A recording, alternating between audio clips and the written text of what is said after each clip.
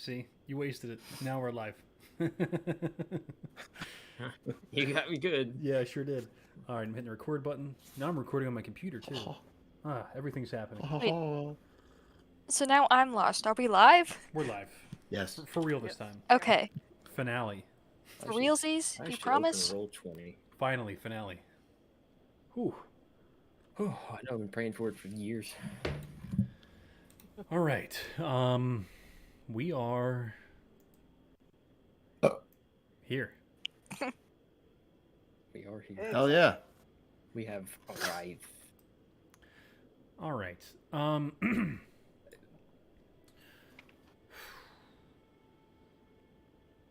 wants to do the recap?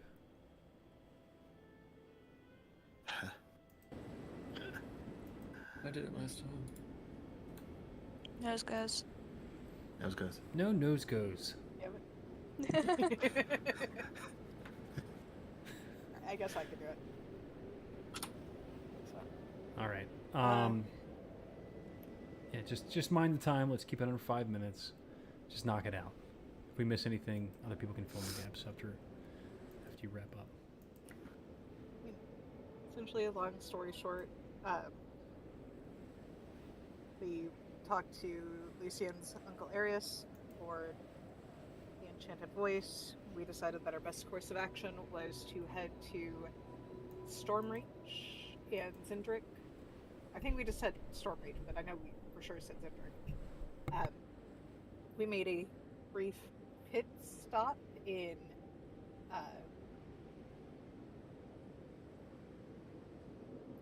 Cutter's Mouth, where we learned a little bit of extra information, and then we are now on our way between Corvair and Zindrick, crossing the Straits of Targon. Between session, there was a little bit of conversation between our secondaries and between Lucian and Rose, where things got a little interesting.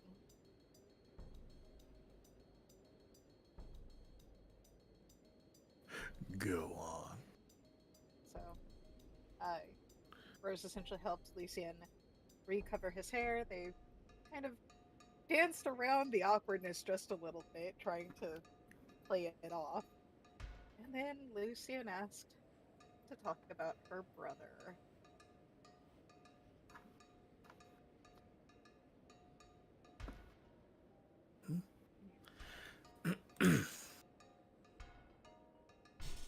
Okay. Last said was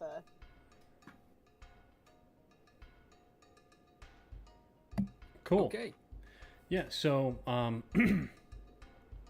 yeah, not a ton happened last session. You know, it was kind of clean up after the aftermath with, you know, everyone fighting against Lucian's cousin, who turned into a giant monster. So that brings us to now, I guess. in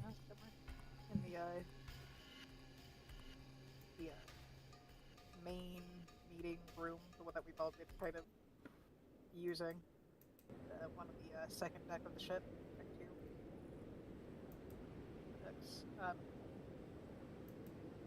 the bigger one, not the one connected to Captain's cabin. Yeah. Here, Rose and Lucian are about to have a very interesting discussion because they need to have this one. All right. So, I'll cut in with a short piece of narrative here real fast. Give each of you guys a moment, I guess, to have some spotlight here. We can have that conversation, and I know I wanted to hear a conversation that's been brewing between Zazie and Kavanan as well. So if we can just be mindful of, you know, each other's time on stage, but it's my turn first. You selfish jerk. What an asshole, I swear. I'll make it quick. All right, so you guys left Cutter's Mouth and took off and are heading south over the Thunder Sea. You've been flying for about a day, and you know the trip is going to be roughly a 2-day trip. As you guys have made it towards the center of the Thunder Sea, it's went from being an overcast, almost dreary oceanside, kind of like the Pacific Northwest, just constantly raining, dark, misty, and have delved deeper into what has at this point become almost a maelstrom. And you're flying over top of it. Zamra has taken you feet above the thunderheads that you see scudding below. Occasionally, from between the darkness of the clouds that are below you, you're able to make out the surface of the sea just churning, just like massive bodies of ocean kind of roiling and rolling and beating over top of each other, constant lightning. It's pretty fucking majestic and terrifying.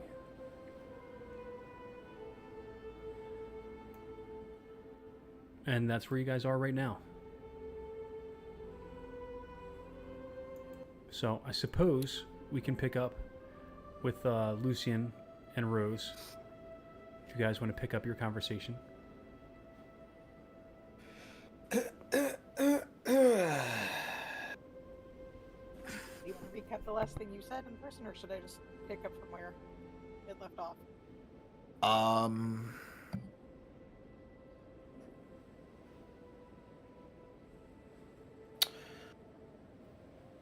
Yeah, just pick it up. I mean, fuck. So as Rose in the recap did mention, she was helping Lucian to color his hair back to black as they get closer to Zendrick, and so as this comes to an end, Lucian stands up, unties the white sheet that he was using as kind of like a clothing block, like you might have at a barber shop or a beauty salon, and just kind of stands up, drapes it back over the chair, says, "Thank you, Rose. Actually, there is something else I wanted to talk to you about. It's about your brother."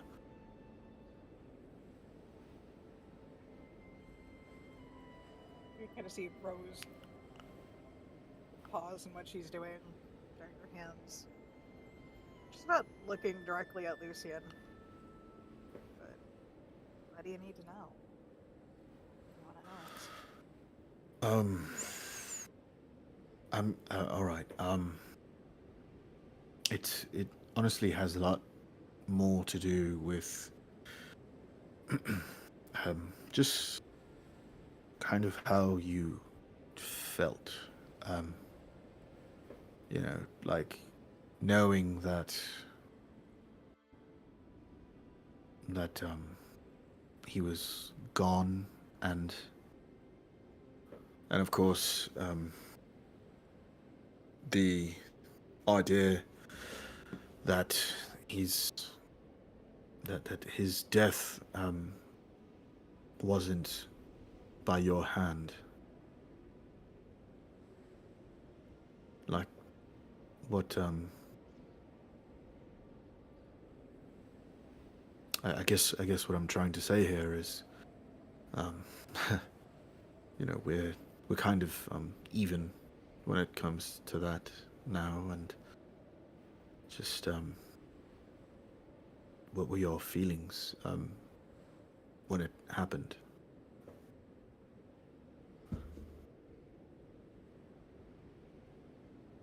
It was painful, not gonna lie. But honestly, there's a vast difference between what happened down there, Zarashat, Therica, and what happened with Andre. I mean, I'm not gonna lie, still torn up about it. But Andre made his choices. He chose to become whatever he became. He opened himself up to that. It hurts, but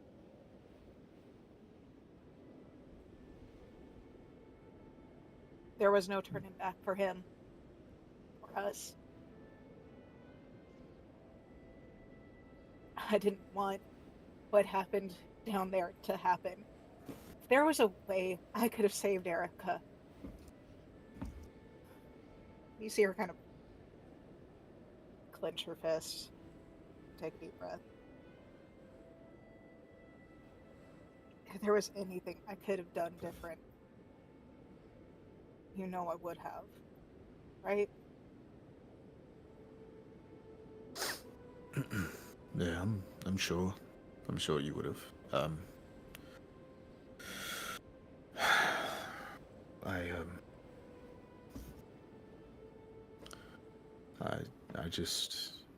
don't know. I just wish that there could have been something different. That could have been done. You know. Unfortunately, this is the way, I guess.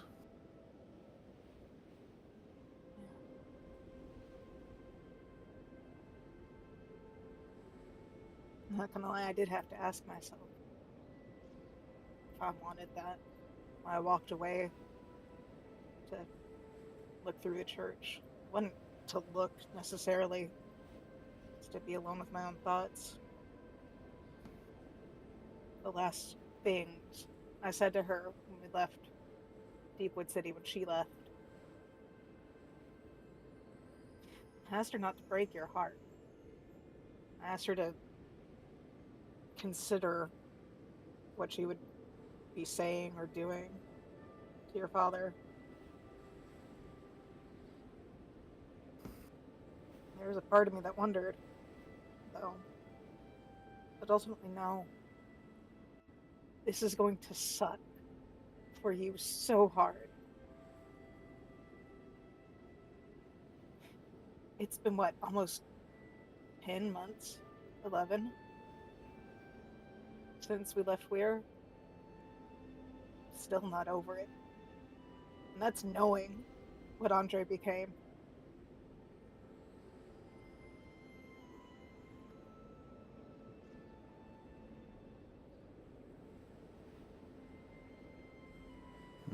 What happened, and there's gonna haunt me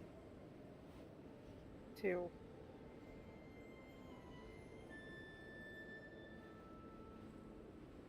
Always gonna wonder if there was something that I could have done. If, you know, removing that curse, would that have helped?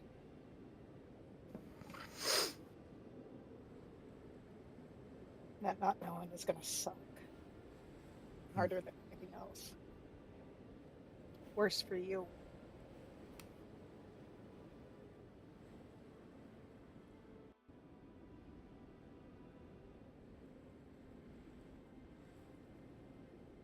When she's buried, or whatever your culture asks, when she's sent off, I think I'm gonna head back to Cutter's Mouth.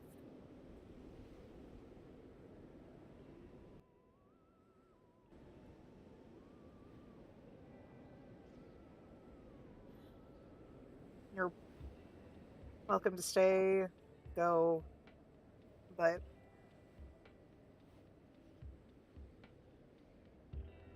I don't even know what I'd be doing. Looking for information, probably. Well, there is a lot that needs to be done, and unfortunately, part of that needs to start now. So, I don't know. We'll definitely go over our plans after after everything Um, but I need to do something that I realize I have not done yet. I need to send a message to my father, and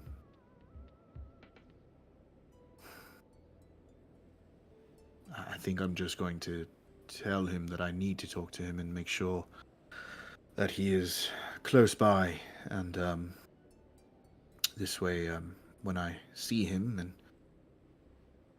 I can explain to him what happened, and tell him and the rest of the family that we need to prepare for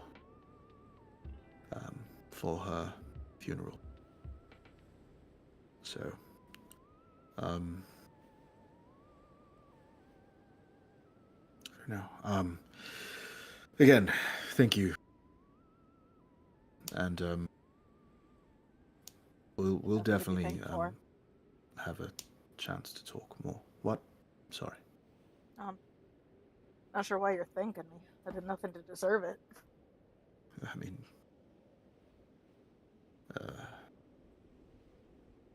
I'm sure if you well, if you thought my father was bad when you first met him, wait till you meet Erica and Carlisle's father and mother. Arius is even a hell of a lot more tame than they talk about following the old ways. Anyway, let me go ahead. I need to contact my father. All right. And I'll take this sheet with me. You don't have to worry about this. And Lucian grabs the sheet and walks out of the room. All right. On deck, in the crow's nest, Zazie.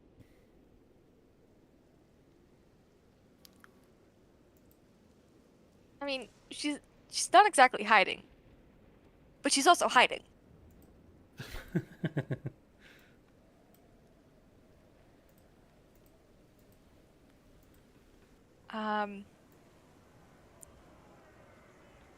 She's got a notebook out and is just writing.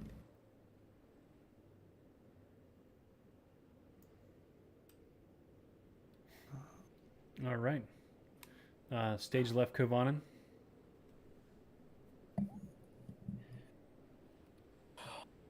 Unless he's somewhere else. When are we? About a day in, travel-wise. Oh, okay. Yeah, so Kabanan hasn't been hiding either necessarily. He's been keeping to himself, laying low, just trying to let all the adrenaline and thoughts swimming around in everyone's heads kind of calm down a bit as they begin the monotony of a short drive. Where is he now? Maybe just swinging in his hammock for the better part of, I don't know exactly when we are, the morning or whenever. But he'll swing his legs over the side, look at everyone in the room he's with. I'm sure Guitar is like up on the top bunk, with her legs crossed, floating a few inches above her mattress, meditating like always. Who else was in this room? The comms guy? Is he in there? Yeah. Most of the people are actually in there right now. Comms guy, probably not. I know Lucian's going up on deck, so Lucian will probably bring him in. You see Raoul pop up, starts busying himself, and takes off out of the room. He has a job. But yeah. I'm sure some of the other crew, you know, like your other characters, Eli or whoever may still be resting. Mhm. Well, I'll get up and continue calmly wandering around the ship. What's the first? Okay, so this room is on deck and then opens up out to like the mid deck Mm-hmm. thing. Walk outside, look around, stand at the edge, holding onto the rail, looking down at the clouds. He thinks, if I were a younger man, I might climb down the side of this ship with my shoes and do something cool, but he just shrugs. Heads to the hatch, down the ladder, down the spiral stairs, rather, to the mid deck. Looks around at the kitchen, just kind of keeps his distance, pokes his head in a little bit to kind of see what's going on in there, listening in. Some cooking going on. Here's some gripply song being sung.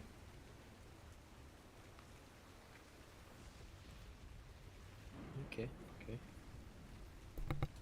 Head over to the conference room. I'm sure Eli at this point has seen smoking a cigarette, reading his spell book. He sits in the same chair because he can sit up on the arm of it and get real close to the window, blow smoke out the window. Does a little upward head nod at Kovanen. Kovanen just gives a little regular downward head nod. It's at the table. Conference table where all the drinks were.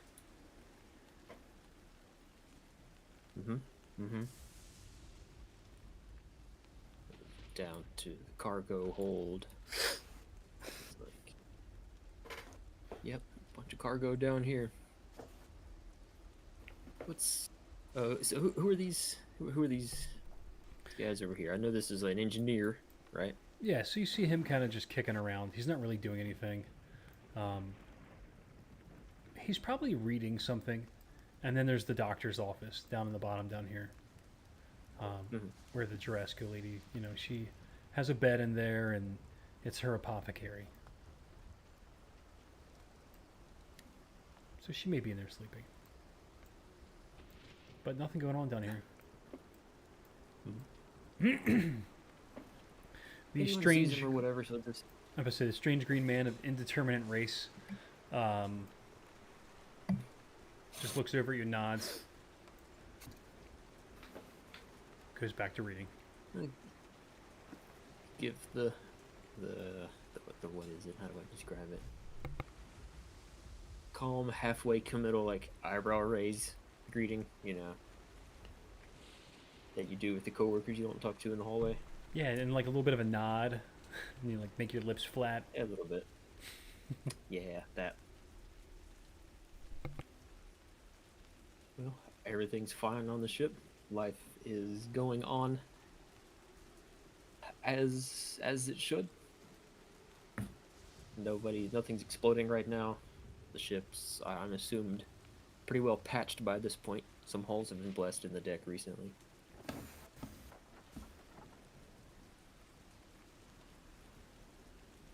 They're just standing around, taking in the sights.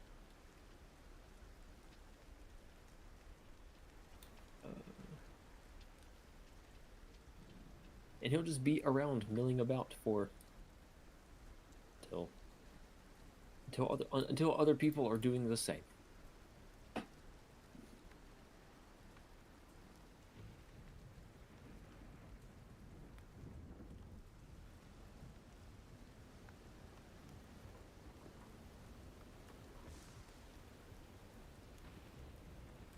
And I think where he'll park himself on the steps, leading up to, right beside the doors to the bunk room. Okay, so kind of like directly below the crow's nest.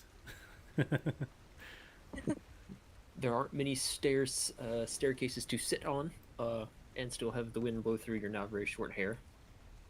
And so, by extension, yes. Yeah. So, Zazie, you see him roll up. If it weren't so windy, you could probably spit on him from there.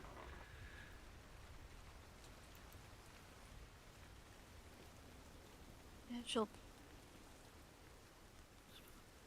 duck back into the crow's nest. Oh God, where is Daisy when she needs her? Turns out Daisy doesn't like the ocean or storms. Or 2 stories up at a crow's nest.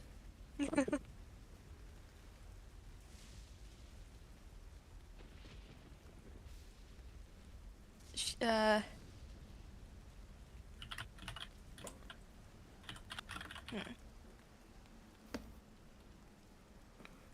I'm honestly not sure if Zazie would do anything.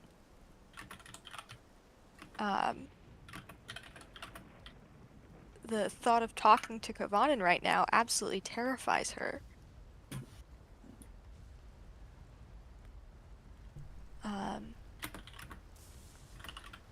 But she'd still peek over the side of the crow's nest at him every so often, just to make sure he's still alive.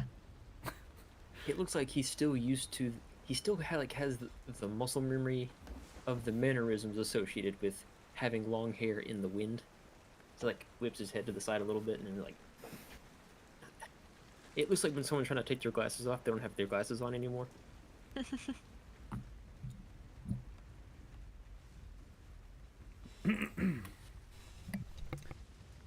All right. Well, if it's just kind of a if this is the moment, we can move on, and that's okay.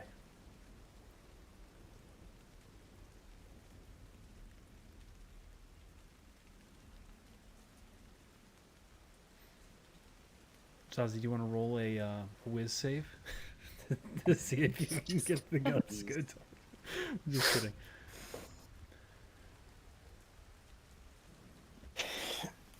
All right. You know what? I'm Hold just on. reading what he would do. That's all. Wait. No.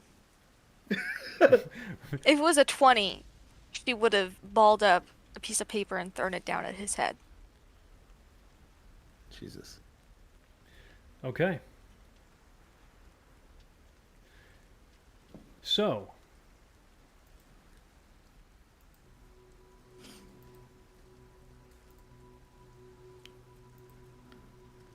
cut back in. Switch back to our new world map.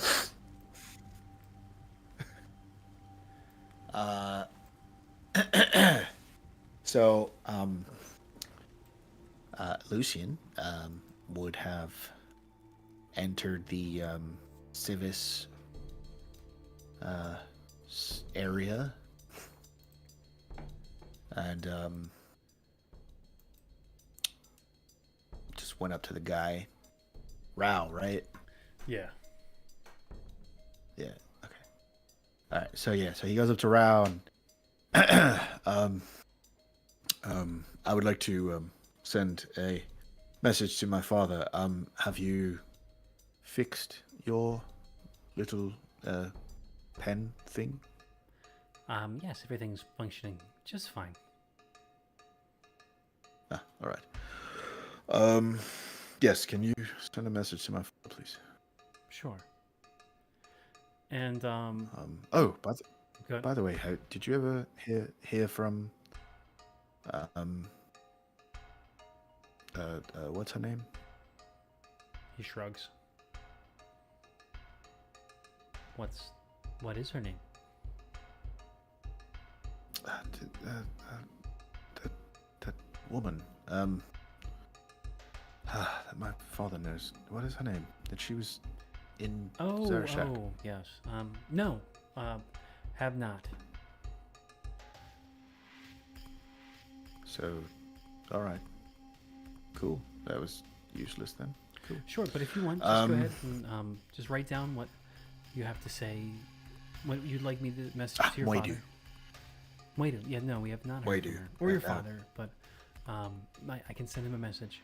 I'm just, you see he's kind of like scribing something right now. But if you could just leave it with me, I can, you know, send him whatever. All right. All right. So send him a message. Don't telling dictate it to him, me. Just write it down for me, please. Thank you. He pushes over a sheet of Alright. paper and a pen.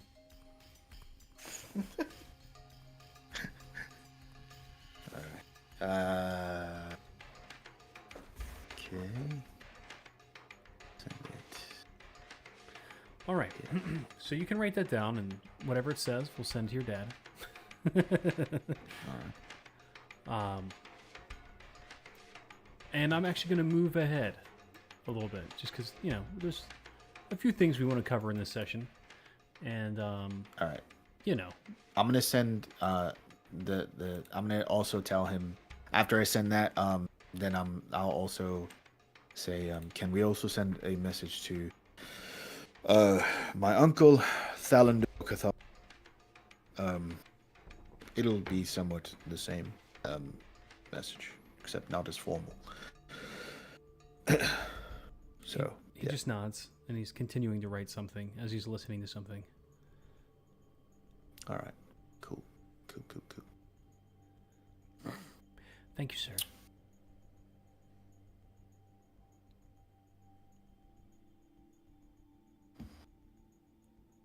Right, send it. Yeah.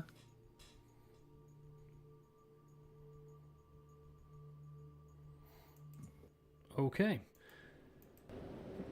So, Rawl sends your messages. The day goes on. Another day follows, and as you guys are leaving the edges of, you know, what appears to be just vast ocean, you see that you're approaching some large body of land with a sprinkling of islands around the shores. Looking off in different directions, you can see mountains, you can see jungles, and even off in the distant southwest, you can see just a stretch of what looks could be just desert, just barren, stripped land. Excuse me. You continue south, and you see a pretty well-appointed large city with walls and a large port. And you continue past that as well until you head southeast a bit and then touch down in this gulf, I guess. And there's a river delta at this point that the ship just kind of begins to like scud and touch down on the water at this point and starts heading inland. About Go ahead. what time of day you reckon that might be? I'm going to say this is probably the beginning of the third morning. For those of you that are awake, you see that you're beginning to travel southward down a river. Large jungle just kind of growing, and the canopy expanding around you and kind of beginning to blot out the light a little bit. And I think we can pick it back up here again.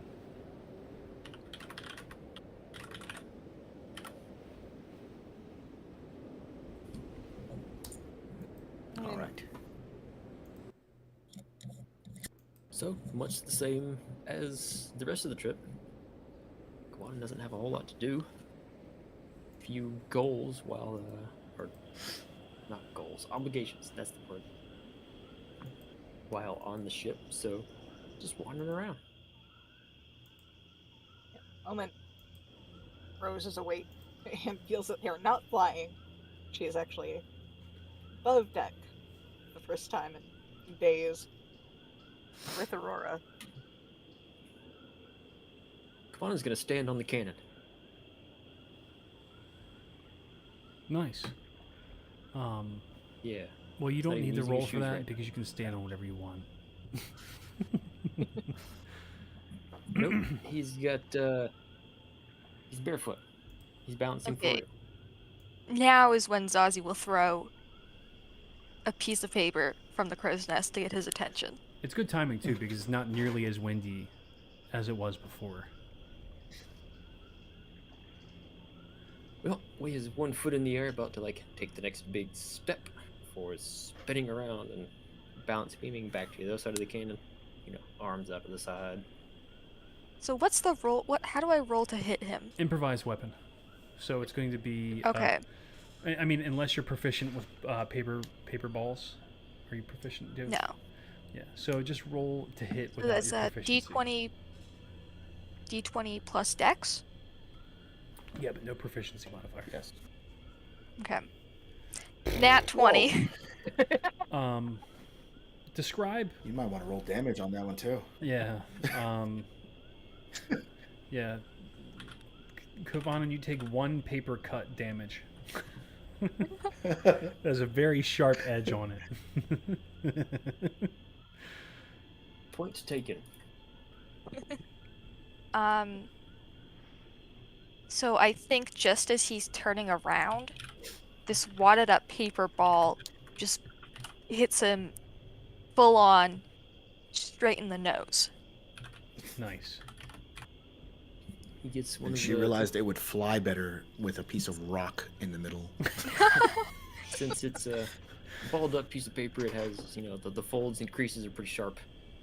So he takes the point of one of the folds around the bridge of his nose.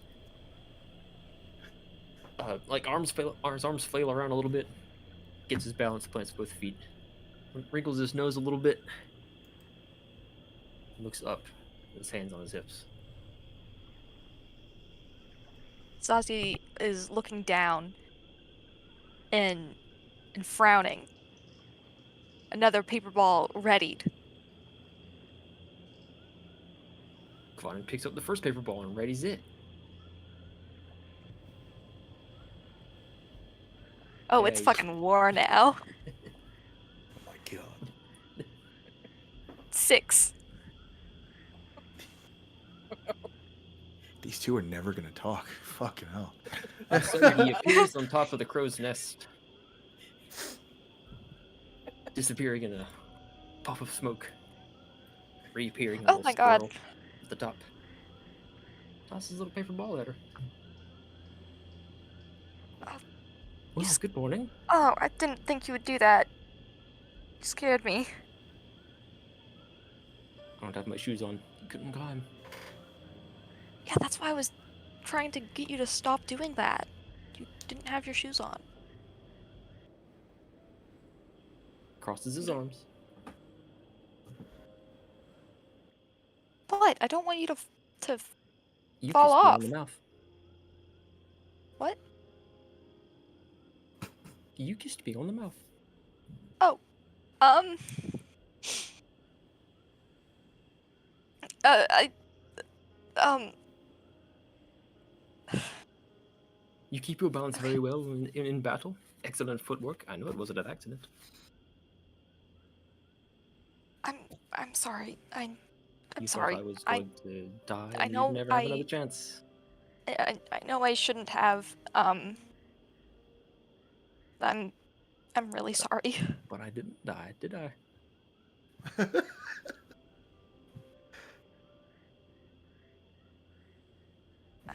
I.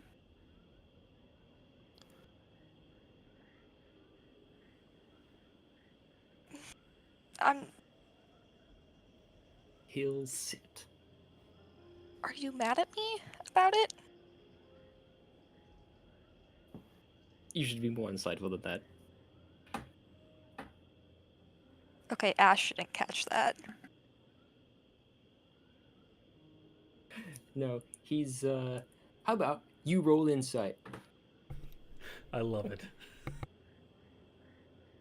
6. Oh my god, maybe he is. Ah! Uh, Adjust his posture a little bit to lean against the little mast thing in the middle there. Well, if there is one, would it need? Yeah, it would go above, right? yeah. Yeah. He's smiling by now. Zazie isn't looking at his face. She's beet red. She's fidgeting with her book. Um, eyes darting everywhere. She can't keep still.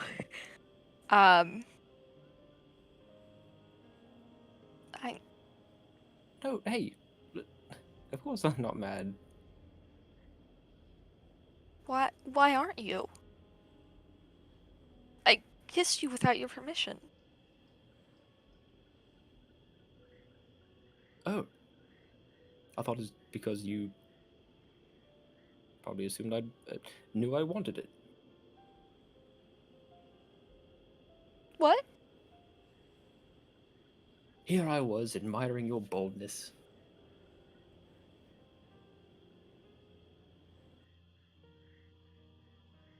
Hold on. Go back to what you said?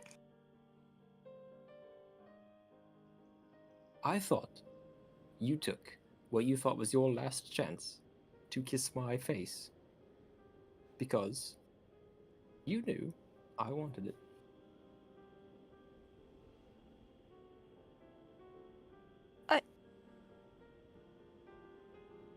Uh, the first half is right. I didn't know. The second half? Oh, well, I admire the boldness nonetheless.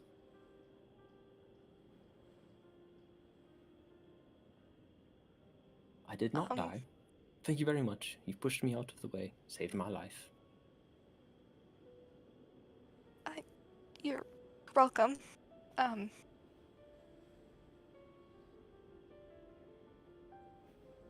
gonna be honest, I expected you to be yelling at me by now. Ooh. Don't know what to say.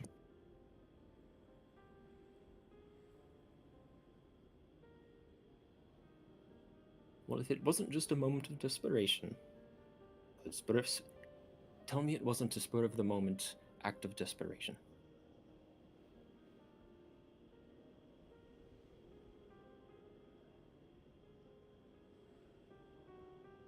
I don't. Well. Oh, hold on. Hold on. She will,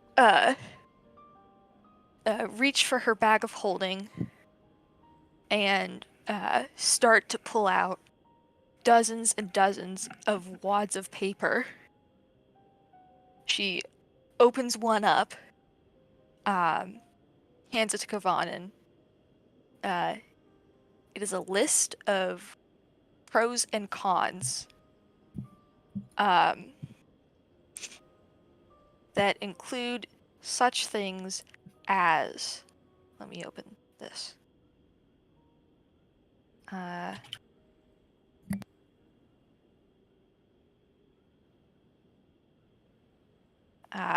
Shit, I didn't. I thought I wrote this down.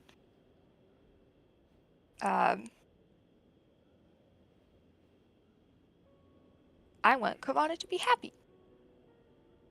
He says, I deserve to be happy. Zazie plus Kavanen equals happy? And then that's all like scribbled out. And wadded up, and all of the papers are something to that effect. I've been trying to figure this out.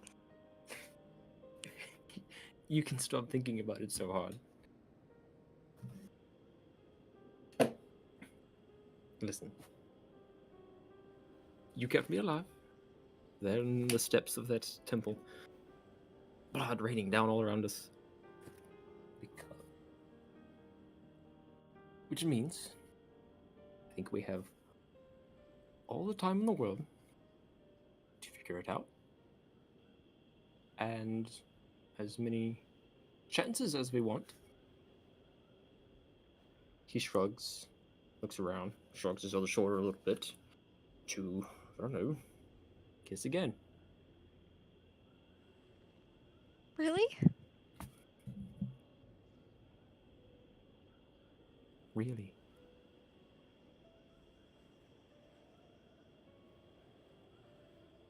And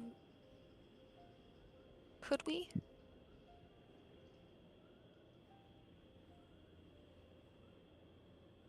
He doesn't answer. He just kisses her. Hell yeah.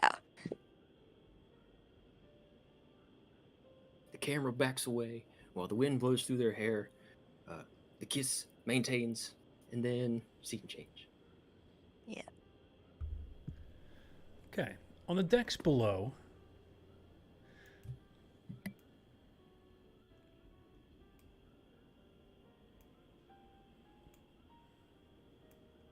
where the hell's Rose at? There she is. Rose, are you where you appear to be in this image?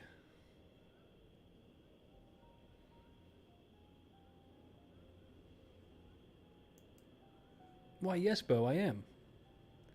I couldn't find my mouse to unmute for a second. Can you roll perception for me, please? Oh goodness. Yes, I can.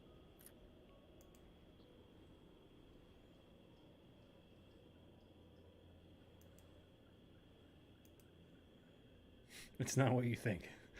Oh, fuck me.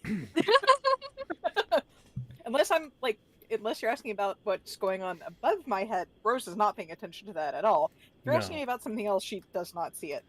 Yeah, no, you look out and the bug hits you right in the eye. You take one bug to the eye damage. But Please log that for me. And it's poisonous. You have Yeah, it's malaria. I'm just kidding. that wouldn't be poison, that would be disease, and she's immune to That's disease. disgusting. All right. Well, good thing you're immune to diseases. Otherwise, you'd have malaria right now. Okay. Gotta hate when you get malaria. Yeah, it sucks. Lucian's like, I can't get malaria. All right. Lucian's had it 47 times, actually. No.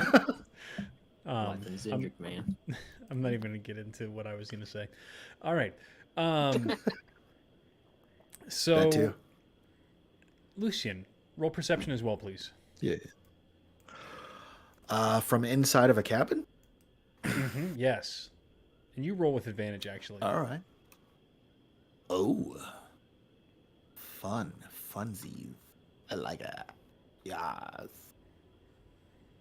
Perception.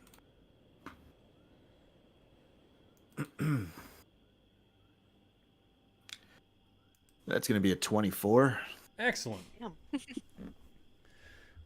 You hear a familiar whistling sound accompanied by something that sounds like frying bacon.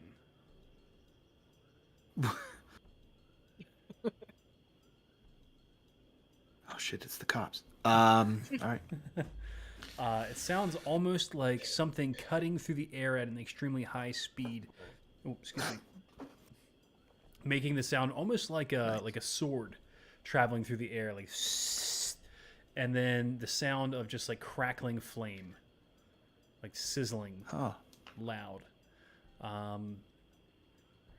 And you think you know what it might be. Do indeed. All right. Cool. I will I will actually grab my child from his bassinet and then come out of the door. Pass. Actually, no. I'll just right behind Rose as she's wiping gunk out of her eye. And go up onto the forebow or whatever the fuck it's called. Just the bow. The bow. Yeah. All right. Cool. I was close. And start waving.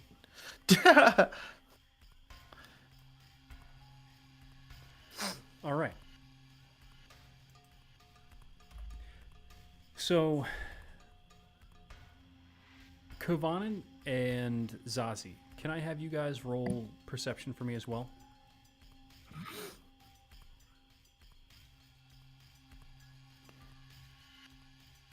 "17." 16. All right.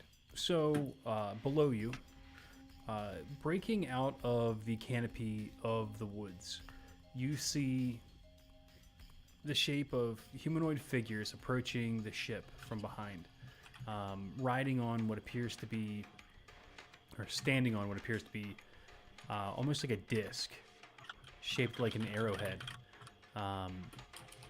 with a ring of fire going around the left and right tips of it, and they are approaching at an alarmingly fast speed.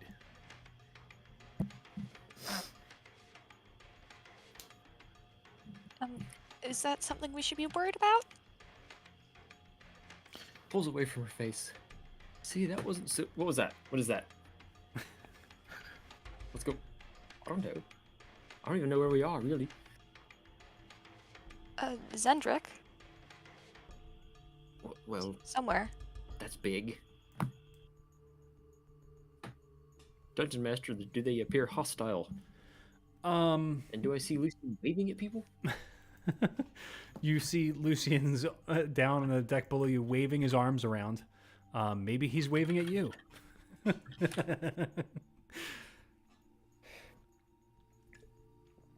Roll insight, please, as you try to determine the intent of these riders and Lucian. Natural 20. 25. Lucian, describe your to somebody who has a natural 20. Describe the look on your face and what it appears like you're doing right now. Okay, the look on his face is a recognition, and and the waving is more a here we are type of wave, as opposed to a like help, help, help, there's someone coming type of. Does it appear to be an emergency? No. All right. Gripping the side of the crow's nest, lean over to Zazie. Nobody's trying to kill us yet. Lucian's not firing. So do we go down there or stay up here? We should probably go down now, and so that we're not being looked for later, and then they all look at us the entire time as we go down. We should go down now. Okay. You wait here, and then come down a minute later. Okay. He flips over the side, almost falls to his death before remembering that he doesn't have his shoes on, and then climbs down the ladder like normal.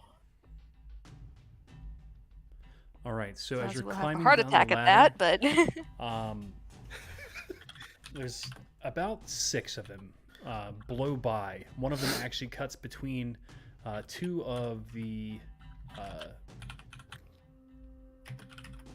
the hell are they called? Sails.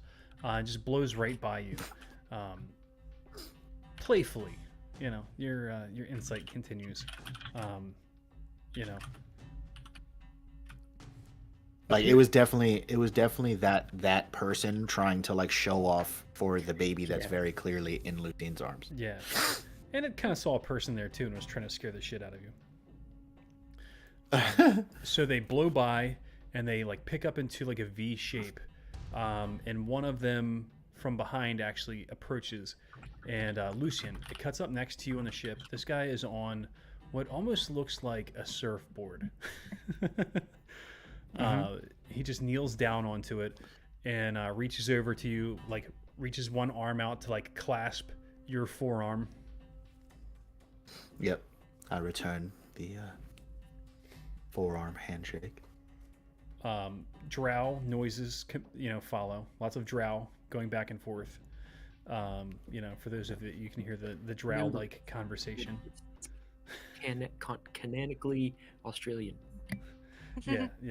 But this is actually more of like the Aboriginal accent. You can't. That means you don't know a damn thing he's saying. Do any of you guys speak Drow? Yeah. Not you. I don't know. Lucian. Maybe the drow. Not, other than you. Okay. Anybody else that's around can't understand what Lucian's saying. To this older gentleman, covered in woad paint, like ash black skin, with his skin painted with what looks like these shining, like glimmering markings all across his body. Then he takes off and takes his place at the front of the V formation. And occasionally you actually see them kill things in the trees and on the ground and in the water as they are heading ahead of you, heading off ahead of you guys. You have a formal escort.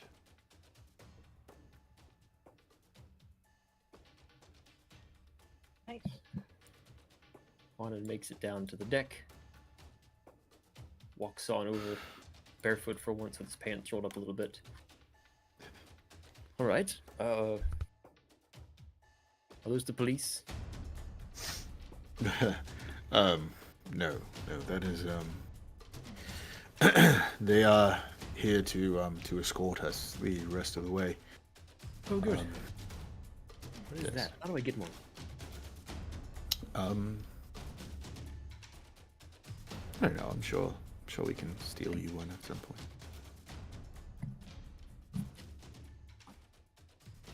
We'll burn that bridge when we cross it. So we're safe. I've always wanted one myself, honestly. It was it was just one of those things that really excited me as a child. But I wasn't trained in the, blah blah blah. You're not trained to ride those, but whatever. But Okay, so But you rode them anyway. yeah, of course. Hell yeah. so where are we? Well, is the Traveler's Curse affecting you? I think he looks around a little bit. I don't know, maybe. If it wasn't, I wouldn't know. That is true. Well, we are now over Zendrick. We passed. We actually passed Stormreach quite some time ago. I think I saw that. We- I'm guessing which one it is. Yes. So we should be somewhere above the Skyfall Peninsula now. Ah. All right. Where precisely are we going? That, my dear friend, is a surprise. We're going to my home, but I will tell you what it's called when we get. I'm aquiver with anticipation. Yes. Well, all right. Everything's fine. All right. I didn't think they weren't. I didn't know if they weren't, and now I'm at ease once again. Oh, you're saying that everything is fine because you. Okay. All right. Sky Fair enough, I was pirates, just- that sort of thing. Yes. Cool. Flying by as the blast, as cool as that would be, that's not what it is. Just nods, a smile on his face, turns around to walk away.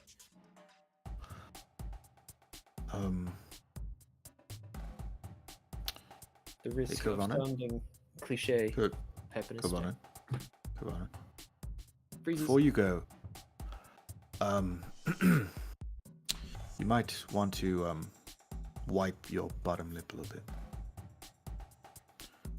He stands up straight, puts on a face of absolute confidence. I don't know what you mean.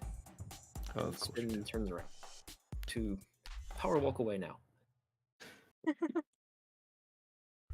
All right. So you guys are heading south.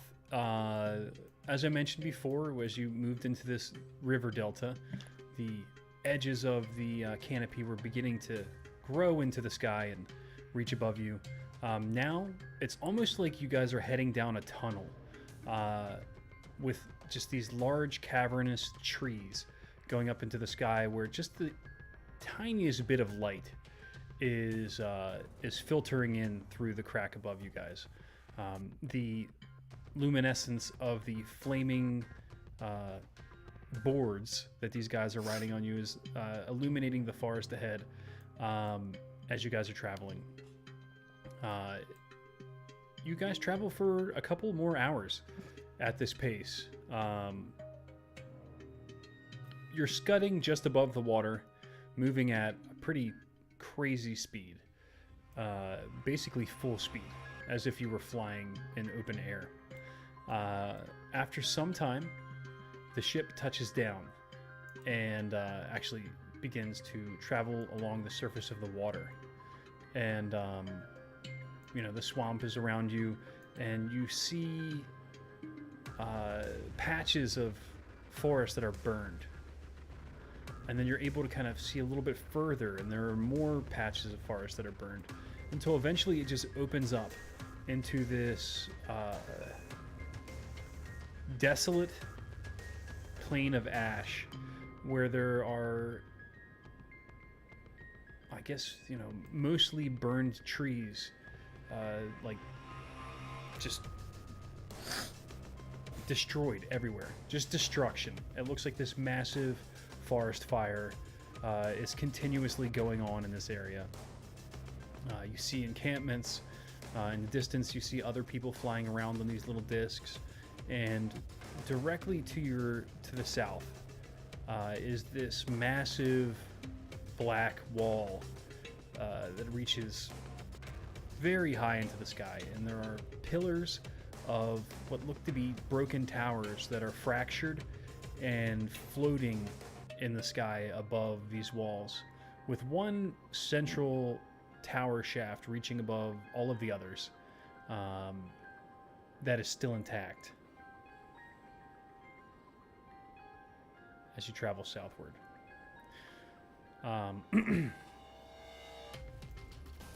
Eventually, after traveling at what was a pretty crazy speed, you slow down a bit when you touch down, and now you're beginning to slow down a bit more as you're approaching the edge of the Skyfall River, and you can see the outermost reaches of this massive wall.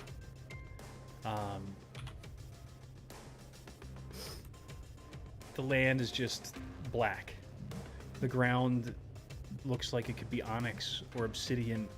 There are a number of encampments that are kind of built around the outside of this structure. Fires are burning. And there is what looks like a small port. Just docks, wharfs, I guess I should say, of solid stone that are built up to the edge of the water.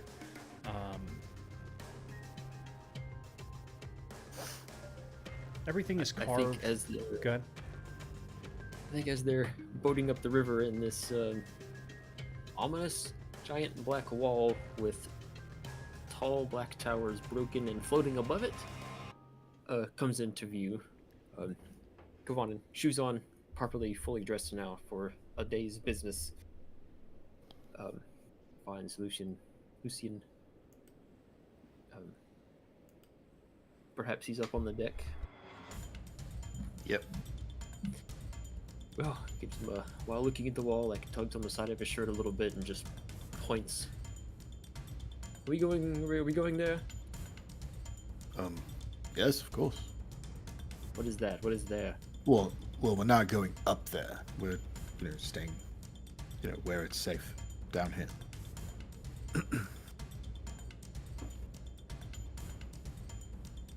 What is that? That is the Obsidian City. This is where I grew up. Oh, this is a civilization. Yes. Yes, of course. And Bruce will join them. Has it always looked this bleak? There's probably a better word, but I can't think of what. I mean, as long as I can remember. This this city was once very bustling and however during the wars with the giants and the dragons, and then the war with the giants versus the dragons, with the drow versus the giants, this city pretty much fell quite quickly. Why is everything burnt behind us? Well, he pipes up from behind everyone.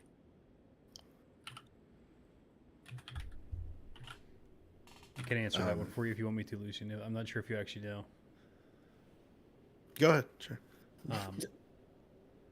I don't know how far Lucian and I got into this, but the Solitar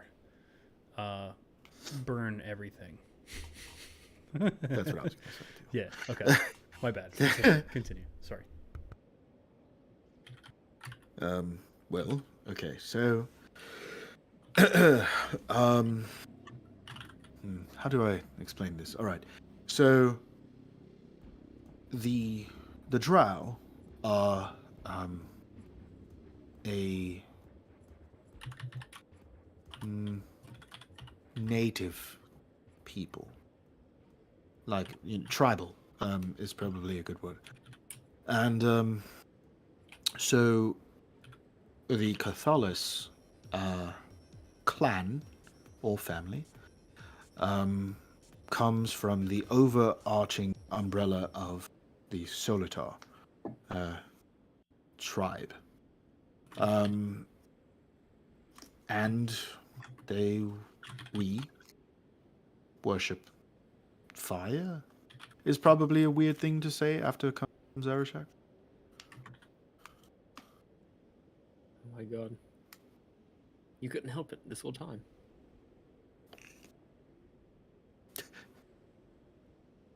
Does explain a lot. Not that I held anything against you. I want to make clear. Things happen.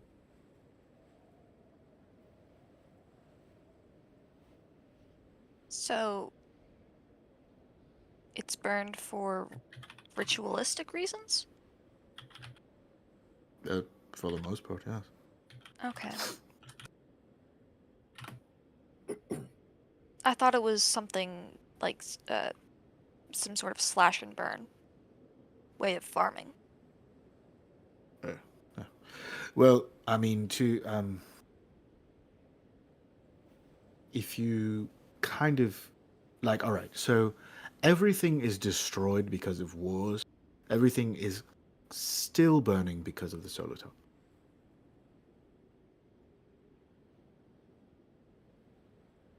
But, they're like controlled burns, if you think about it. Sort of. Yeah. So wait. Some of these fires have been going for centuries? No. The ones that, destroyed the city, those are long gone. But see, what it is that the fires, essentially gave us a sense of freedom from our previous oppressors. So fire, in our eyes, is a sense of justice and freedom. And and so we honor it.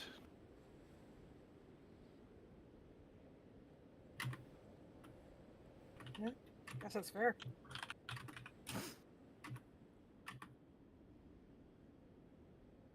Well, all right.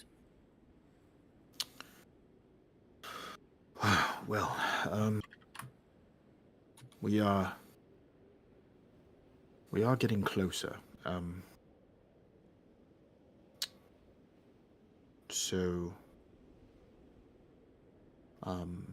I think that I'm sure we're all going to have a chance to, to bathe and change. The, for friends, visitors, I would recommend um,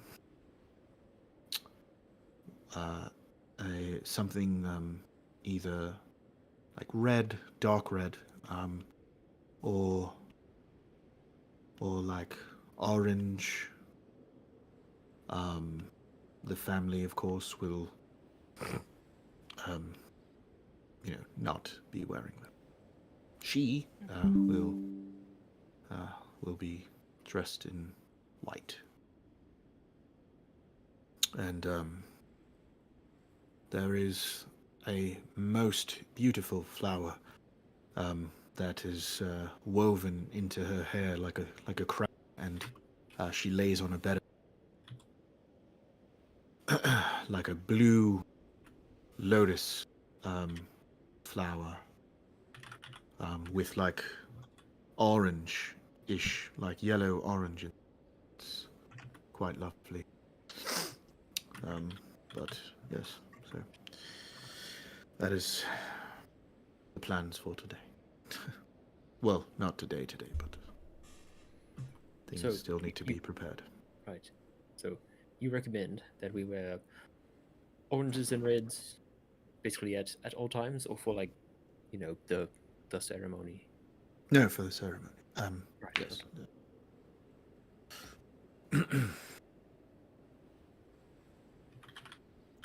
All right. So as you guys are approaching the wharf, you can see that it's actually finely carved.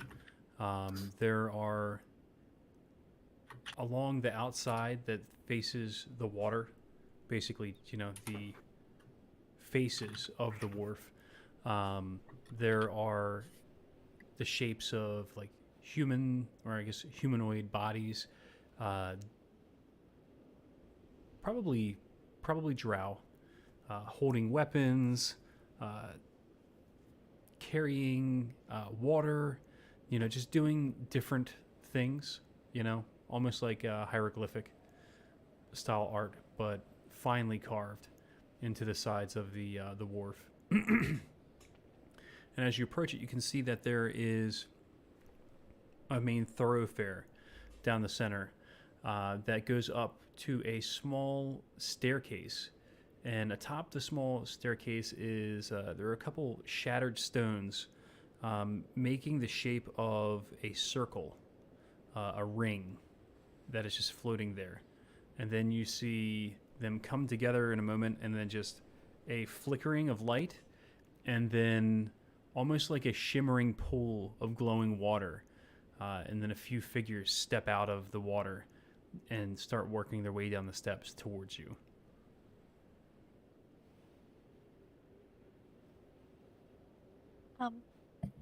Should we be worried? I also want one of those.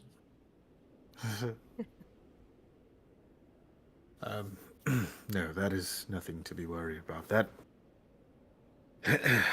one I won't explain. Actually, that one's kind of interesting for new people. Aaron rolls his eyes.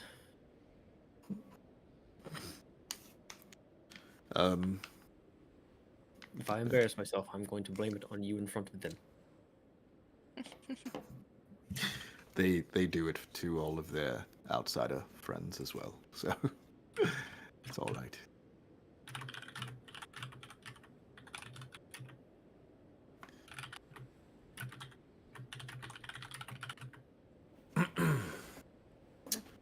especially Let's interesting. take our break. Just about to say. Yeah. The ship goes up to the edge of the wharf and stops. A couple of crew members start throwing over a little plank and mooring the ship, and we'll take our break there.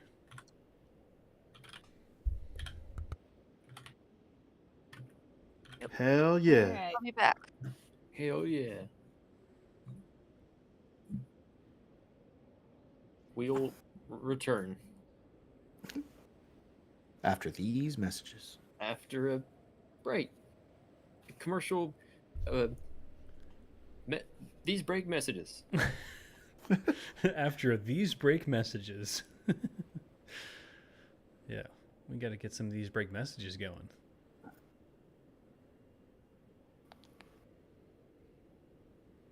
I think we can get somebody to sell some Burt's Bees. You think we can get sponsored by Burt's Bees? Can somebody make that happen? Okay, I'll be back. I'm sure if anybody can, it would be Zazie.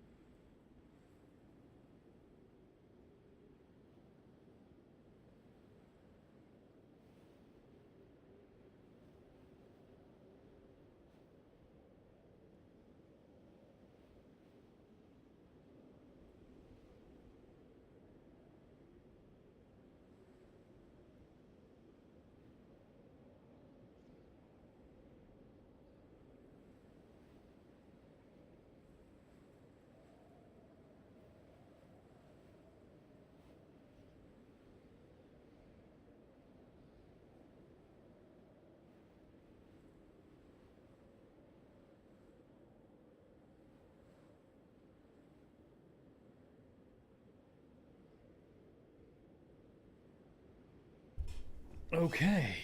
Who else is here?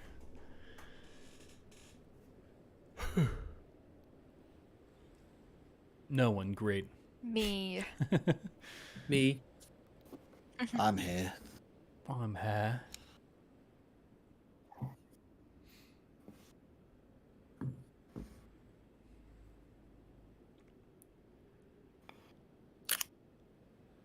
Just waiting on Rose, I suppose.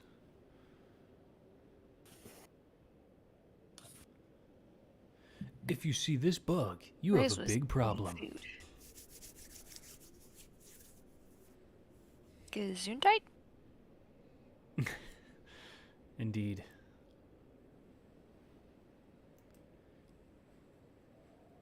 Drow priestess. Oh, she hot.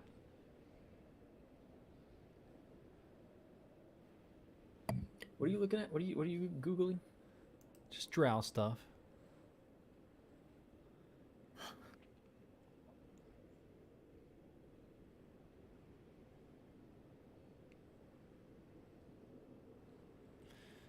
So many drow, so little time.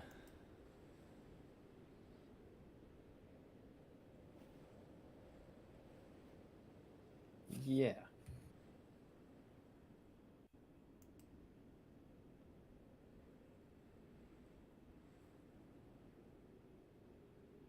Who is this one that keeps appearing that's wearing a mask? It must be from Baldur's Gate. Curious. What does it look like? Looks like a female drow that wears a white mask. Not good enough. Post the image. All right.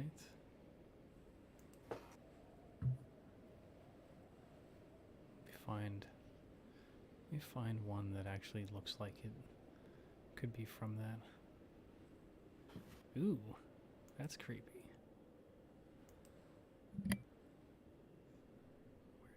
Oh, here it is. That's cool. I can just pull it and move it right over. Gotta love Pinterest.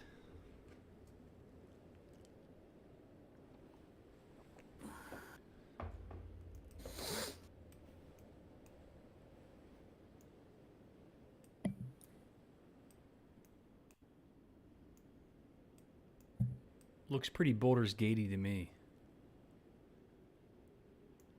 Ooh, that's like the probably like really, the but- Raven Queen, the mask. The skull, the mask has a raven skull on it. I mean, I'm assuming it's a raven skull. It could be some other bird. Probably not though. Yeah. So that's not a familiar drow from BG3. No, nor is it the art style. No. Where did you post the picture at? On the map. Post the full size so I can see. Oh, okay. The watermark. A little bit better. Does it say Wilma? Yeah, it just says Wilma. That's not going to give me any good Google results.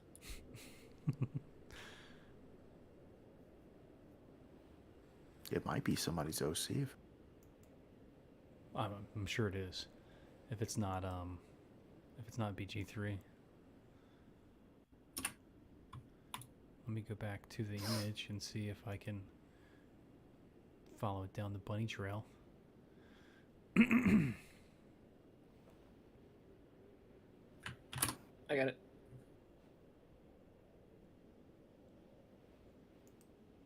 Waffle the Wizard.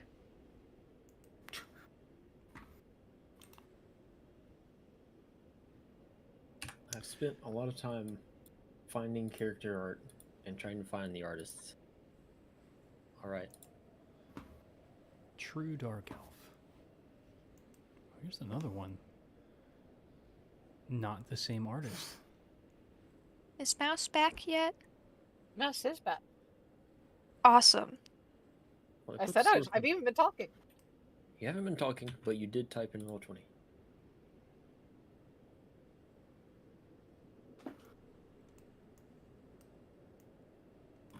I don't know. I thought I said it was back earlier. In Roll20. Okay, so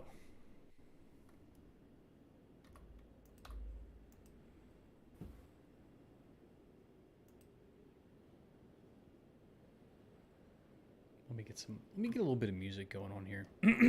Something for me to listen Steve, to. take it away.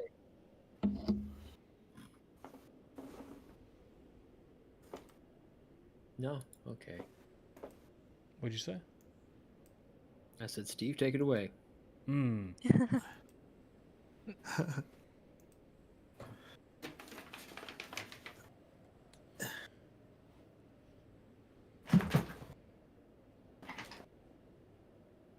I don't Yeah. know. I don't know.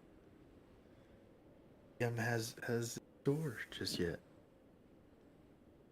Oh, here. How's this one? I think this is the one I'm looking for.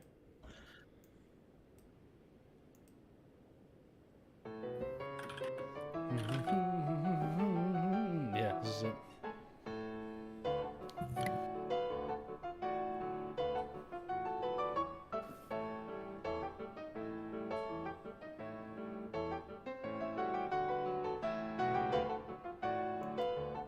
Just kidding. When I hear this song, it definitely makes me think of the Obsidian City surrounded by fire. Oh, me too. mm. All right. So, you guys are parked at this this wharf.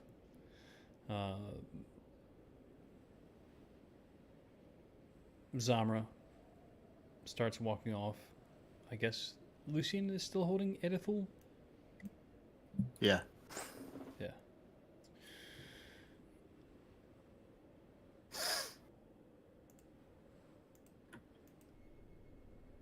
The procession of drow approaches. I'll just follow Lucian's lead. I don't know what to do. Same here. Lucian will just walk up to them. Who are they? There are 5 of them, and they are more dressed. They are dressed more similarly to how you dress.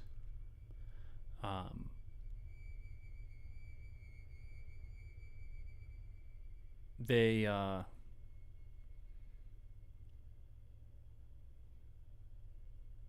well, roll perception. So they appear a little bit less painted. Yeah, they're not painted at all. They are wearing what appear to be black pants, leggings, whatever, and tops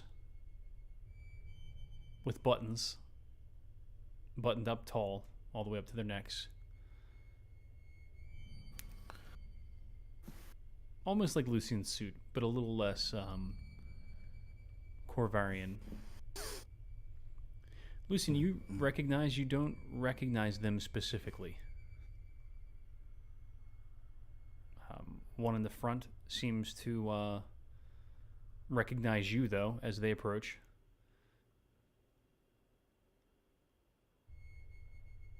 Okay.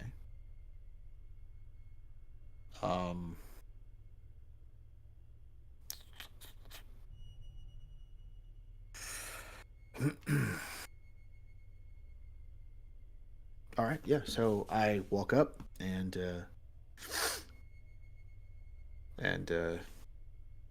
offer him a handshake. He takes your hand and bows over your hand, shakes it, and stands. I'm here in lieu of your uncle. Send me over here to help. And he gestures to the rest of them for us to pick up your things and escort you to your rooms. That's all right. All right. And And when do you know when I will meeting with him, and whether or not my father has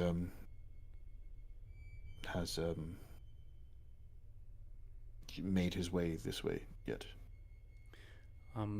Yes, your father's here. Your uncle's here. They're waiting for you All outside. right. But well, they're planning to meet you at dinner tonight. If it's fitting what you're looking for, I apologize if it's not. They mentioned that you had some important conversations to have with them, and I am most sorry that they were both unable to meet you themselves. Bows again. Please take the assistance of these men here. They'd be more than happy to help you bring in your bags or anything else that you may need assistance with.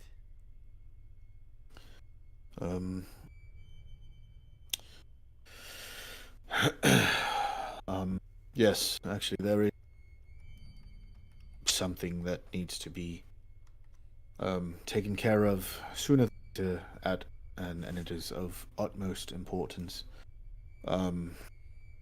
I mean to, of course, talk to, but if arrangements can be made sooner than later,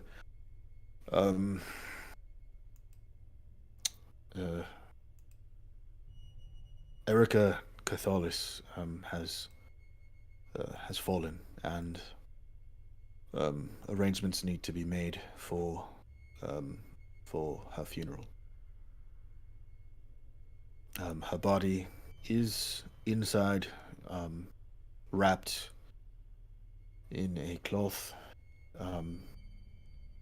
and yes, if you could keep this information to yourself, tell mother and uncle, and of course, and that would be greatly appreciated. He just stares blankly for a couple of minutes. Not a couple of minutes, but a couple of seconds. And so you want me to tell them myself? Should I just get them for you immediately? That's Yes, really... if they, if you can, if I can speak to them sooner than later, that would be perfect. It is most unfortunate news. My name is Dravenith. And he reaches out your hand to shake his hand again. Yeah. Nice. Well met, Dravenith.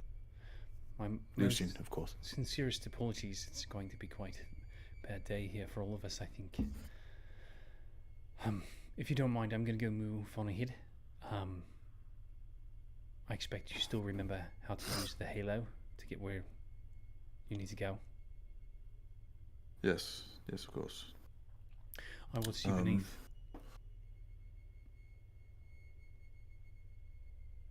Yes.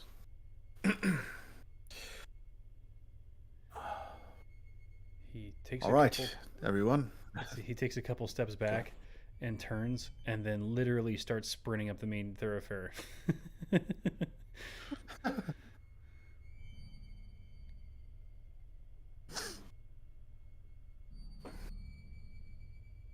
that means your messages have reached. So you haven't messaged them? No, yes, I contacted them. Both my father and uncle. I told them that it was important, but of course I did not tell them what it involved just yet. Oh, I wow. I felt it would be it would of course make more sense to tell them in person than over a Civis message.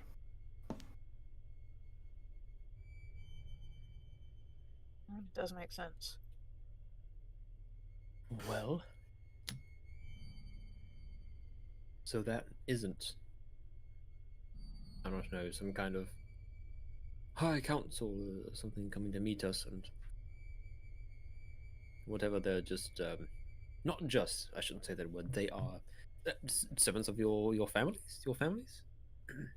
There's Attendants? they are attendants for my uncle, not my direct attendants. I see.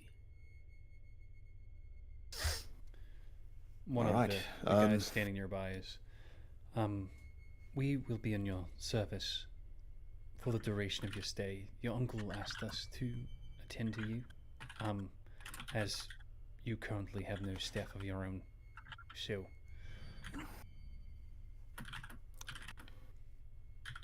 Oh, thank you. you're welcome. Yes, it would be most welcome in such a in a place so strange to me. I appreciate it. Thank you. He nods. Yes. Much appreciated. All right. All right. To make our way below. Who wants to go first? How do we use it? Just walk in. Well, we should gather our things. Right? I mean, if you want to grab your pack, but everything else will be handled. Well, I honestly have few sensitive personal belongings aboard the ship. I think the important bits are in the bag of holding. Zazie will hold up the bag of holding. So I guess I don't really care. I maybe carry weapons inside. Do you just like openly carry in the city? Yes, of course. Well, all right. Then I'm good to go.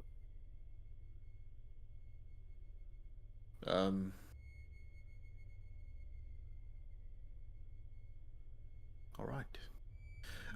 Actually, and like Lucien kind of like has another backpack. And asks Zazie, can you put this in your bag of holding? Yes, it should still fit. All right. And he just puts the whole entire bag into the bag of holding. Yep. Go ahead.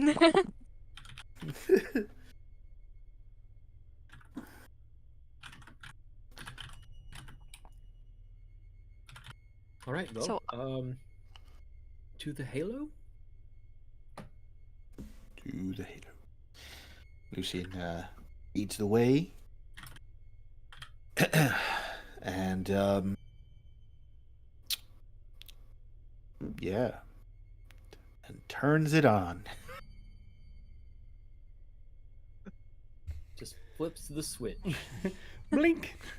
Yeah. So as you approach, you see there is a pedestal, Lucien, and you place your hand upon it, and a couple of the runic figures that are carved into the halo begin to illuminate, and then it reignites into, pulls back together into what looks like a pool of water. The appropriate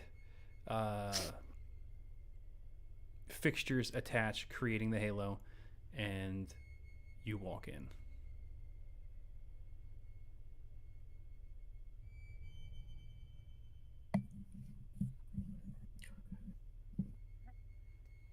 Yes, Rose follows. So Zazie will grab Kavana's hand before entering, and then we'll follow. yeah, so They'll walk through together. as you guys walk through, you immediately are in a different place. There's no longer a sky above you, and the I guess, the destruction that was kind of laying around you has taken on a different cast. Um, there is a omnipresent light that fills this massive cavern as you're stepping out. You are on another dais, almost kind of like you were before, and you're walking out into the center of what looks like a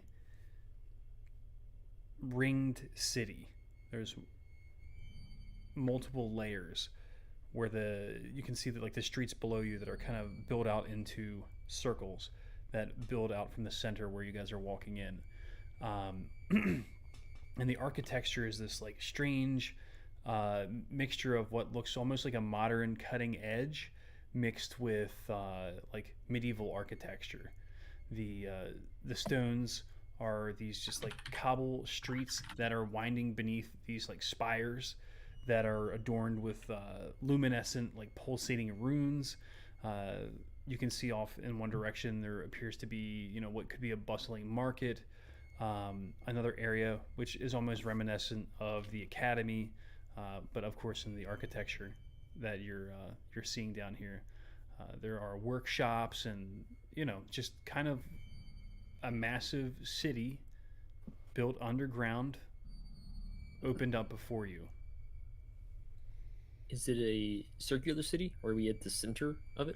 You're at the center of what, from where you're looking, it looks to kind of be broken out in a circle from where you are, but you know, it could change shape as it exits towards the outer reaches of the city. Okay.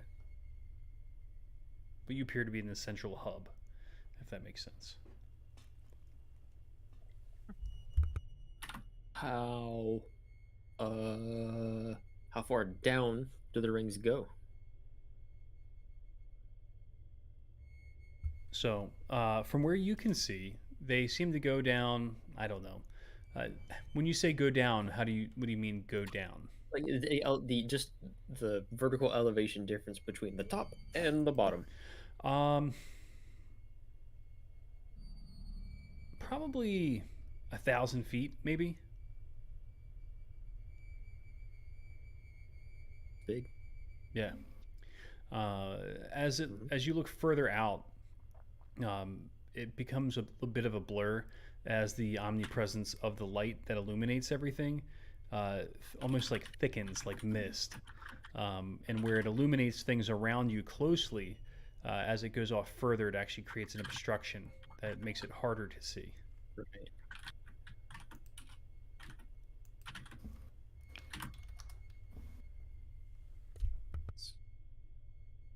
What the hell of a city, Lucian? Wow. Where are we? This is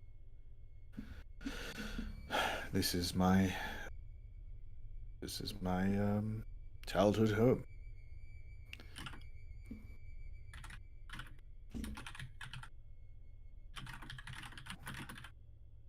Okay. Huh. Where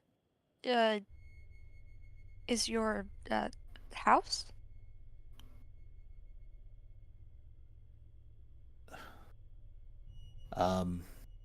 Can we see the like from where we're standing? Yeah, so the area where you guys walk in, as you guys step down onto the main base where this entry is, this is going to be a stand-in for what we're going to use for now. As you guys step in on off the base at the very center here, Lucian, you notice that the structures behind you, you're like, oh shit, no duh. These massive buildings that are kind of like built up from the main center are I guess the Cathalis estates. So they're finely carved and richly appointed. And I would say it's kind of almost like a Babylonian style architecture. but a lot of like dark stone and pulsating lights and whatnot. Um, but yeah, you're right next to it. So you guys are about right here, you know, and then there's structures that are kind of like built around the center as you guys walk in that are all part of it, reaching up actually higher than anything else. And those would be the main, you know. I'm trying to think of the right words for it, but I can't think of the right description.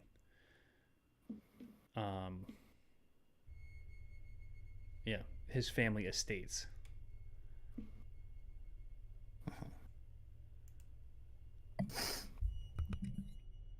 So, yeah, I mean, pretty, So, how pretty far is much the wall? all of this, but the main house is back there somewhere. Oh, this is it. Well, pretty much. This is, I mean, this is all like Cathalis owned.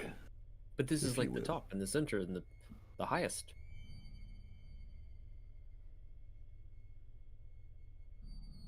Mm-hmm. Oh, so naturally. Uh, Yeah. how influential is the Caballas family exactly? Your family, Lucian?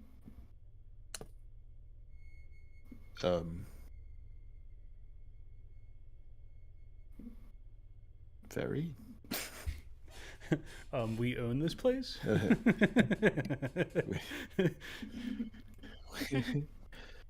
Right. This is all ours.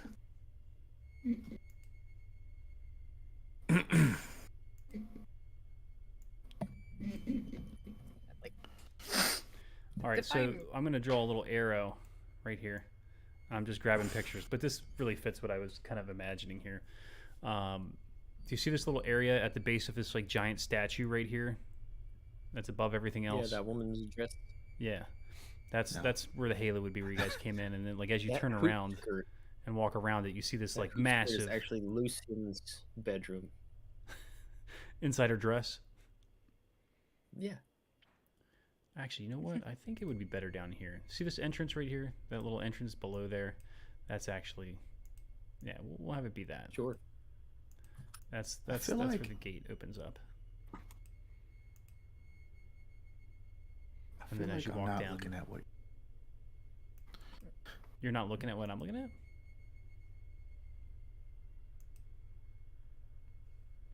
Just stand in for now. We can do better looking- later, but at Looking short at this notice. thing, right? The fucking- No. the map that's scroll on the map. top of everything. Zoom out.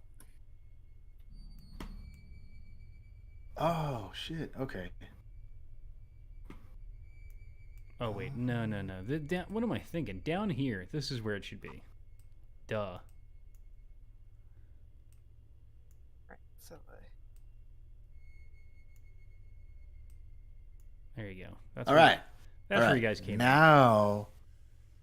Now that I see this picture, instead of that weird picture that's just a bunch of circles, Lucian, when asked about his house, just points at the really large building. Just right up there in the center. No, really. Where's it at? Which one's yours? No, that one's mine. However,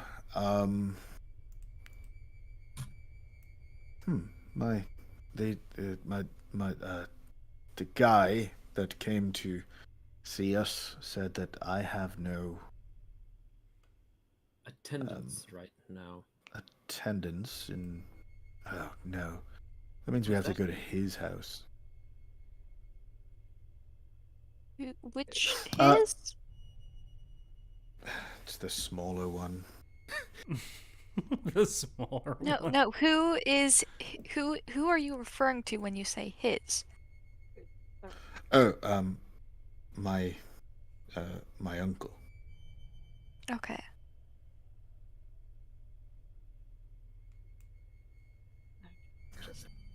I'm expecting an absolute hovel.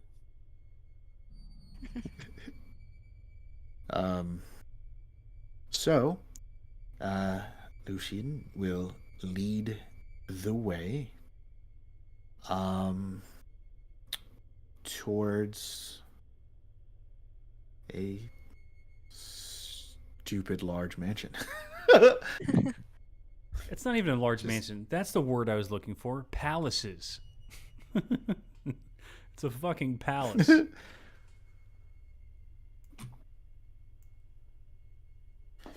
Yeah. His dad's like an oil sultan. Good God, Yeah. Lucian.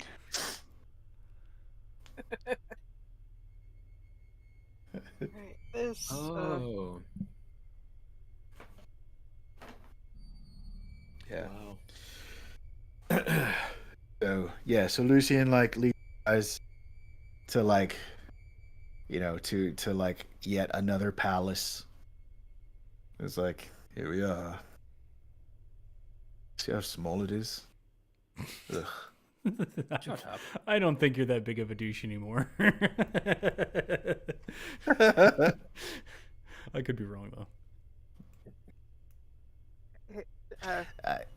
Lucian's feelings about it have so much more to do with his uncle than it does the actual house. Look, just joking aside, I think this is literally 4 times the size of Cutter's mouth. Pardon me if I'm a Stop little. moving it. I'm looking at it. Pardon me for being a little odd and overwhelmed. I'm gonna get so lost. No, you won't. It's fairly straightforward once you're inside. All right. And Lucy, go in. First and foremost, looking for his uncle. And he doesn't care what he's doing. How busy he may or may not be. Yeah, he's looking for him. All right, so yeah, you make your way up the first staircase, the second staircase, the third staircase. You walk up into that main entrance into the palaces. You walk by the massive central palace, which is where you guys live, and then off to the one to the left. Over here, basically. It's like Yeah, it's a lot of That's walking. literally the one I was looking at. To everyone else here, everything is beautifully carved and opulent. There's gold and topaz, and it's ridiculous. It's too much. There appear to be a bustling of servants and all sort of different personnel moving around. Can I get an insight roll from anyone or what everyone's doing as you guys are just following Lucian?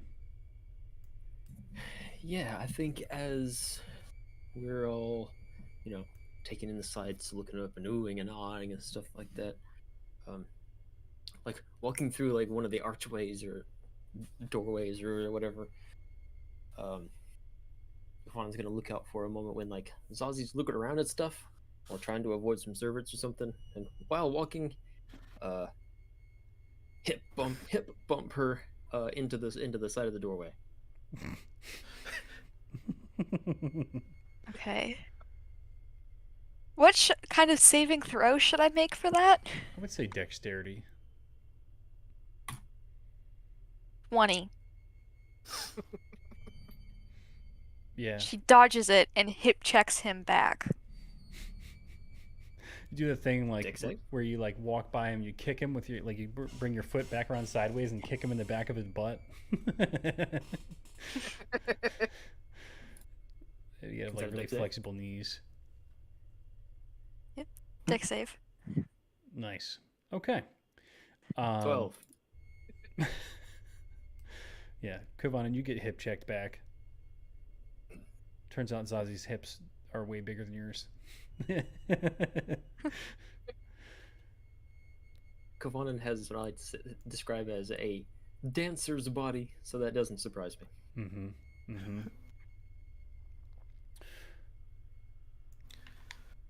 Well, he just smiles, largely ignoring the interaction, acting totally casual.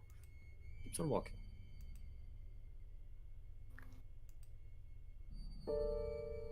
Zazie, before this, was paying attention specifically to how people were reacting to Lucian. Okay. Like, are they treating him like royalty? Are they shocked that he's back? Are they. Is this like a completely normal situation for them? Like, what is the level of importance that these people give to Lucian? Well, it appears that they are definitely. Oh, roll insight. 13. Yeah. There's a sense of anxiety to the people as they see and recognize Lucian, and the rest of you. And then obviously behind you, there is, you know, a procession of people carrying a body, you know, Mm-hmm. or at least, you know, whatever the body is in. And yeah, it seems like they recognize him and they're Okay. anxious. How are they reacting to Rose and the rest of the party? I mean, she is sticking pretty close to Lucian. She's got Aurora in her arms, but Roll insight. like she is watching the crowd. It was a 14. 14. Yeah, you get about the same feel. They seem to be more focused on Lucian than they do the rest of you, but they definitely notice you. You know, it's not like you're unremarkable.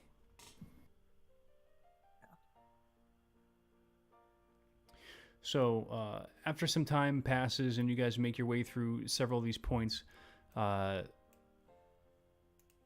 the hell was his name? Daveneth? I think so, yeah. Draveneth. Draveneth comes hustling back down. Mr. Lucian, if you could... If it's Daveneth, we can call him Dave.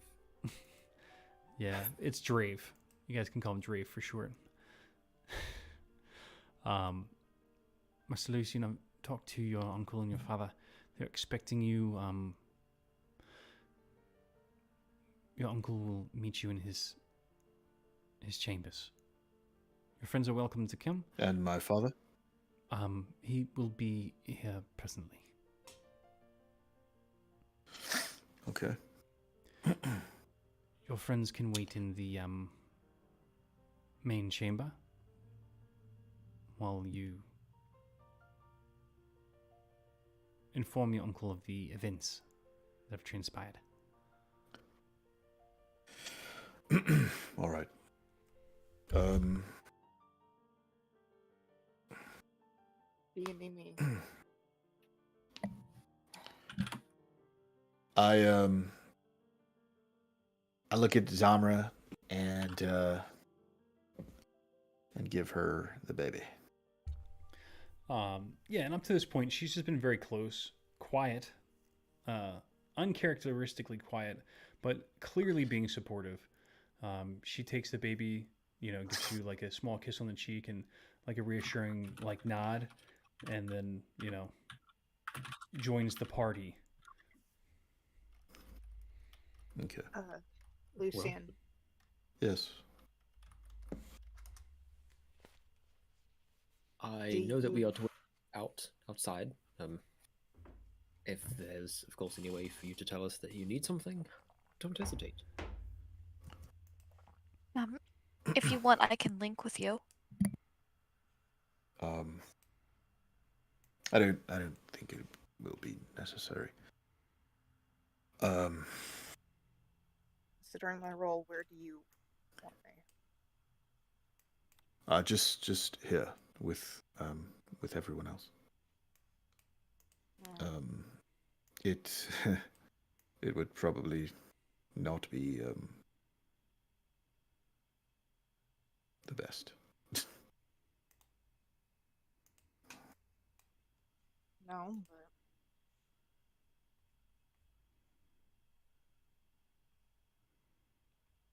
all right. All right. Please escort me to his chambers, please.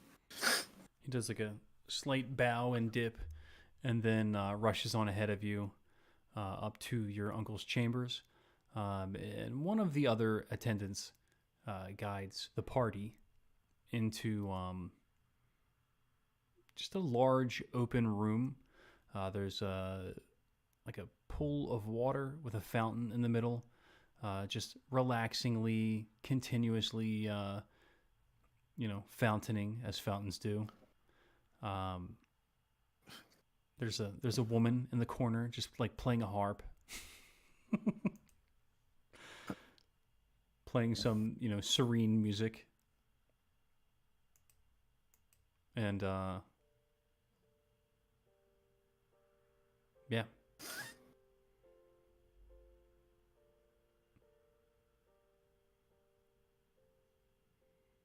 So, I'm just feeling. what do we do now? pace Do we just increases exponentially. just wait for him? You think? Yeah. Yes. Wait for him, or wait for someone to summon us. Right. I mean, this is an incredibly comfortable room, but of course, can't help but feeling a bit anxious. This is a whole. Just a weird air about everything. Everyone. Well, unsurprisingly, of course, it's not a joyous reunion, unfortunately. Yeah, it really feels a bit stiff. I think so, anyway.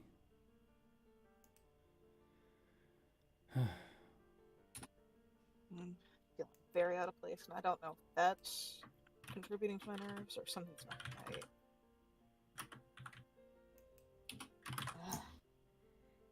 I mean, honestly, who just has a room where someone's playing the harp in the corner and no one else is in here? Rich people?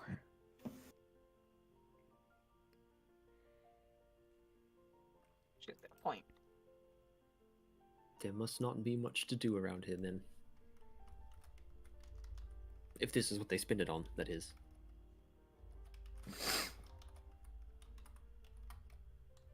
Right. Oh. The only thing we can do at this point is wait. Kavanen sits on the side of the fountain, if it has a place for sitting.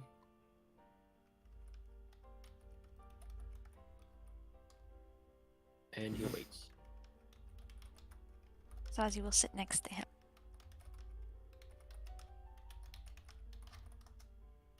Gets comfortable, he tilts his head to one side and tries to pull his braid over the front of his shoulder. Ah, God damn it. You'll get used to it.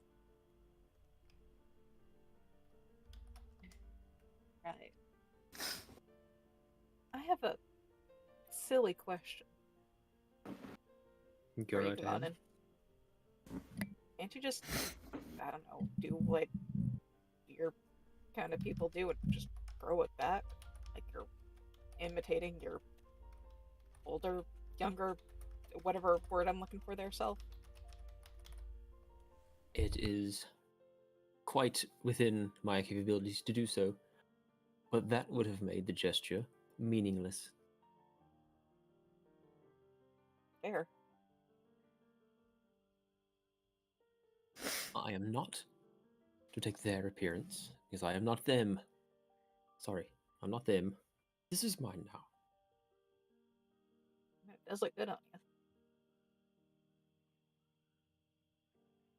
Yeah. It does. Thank you.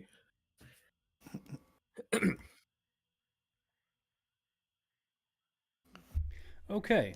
We're going to pan to the personal bed chamber of Lucien's uncle. Let me get his name real quick. Thalendor. Thalendor. So, Lucien's father enters the room, stage right, and hears Thalendor say to Lucien, essentially, for maybe the first or not first time, well, that is why I think it's your fault then. You are responsible.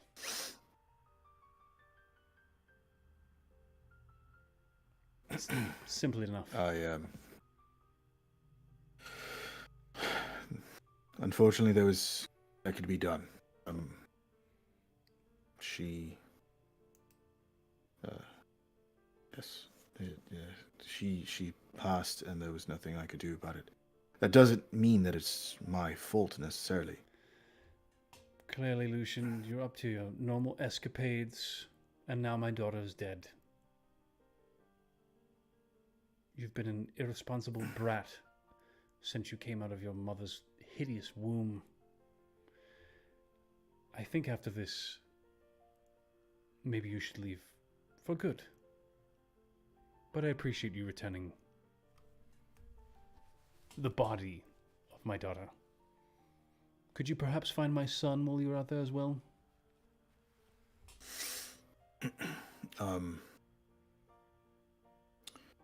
He too is believed dead. Oh, I know. But I have received word that That's enough, Lucian. You're an idiot. I'm just leave, please. Your father is silent up to this point, entering the room. Thalendor, you are the idiot. Your children have been disruptive, and your son was, frankly, quite useless. It does pain me to hear about your daughter. However, this clearly has nothing to do with Lucian. And I will ask you, simply once, never to talk to my son like that again.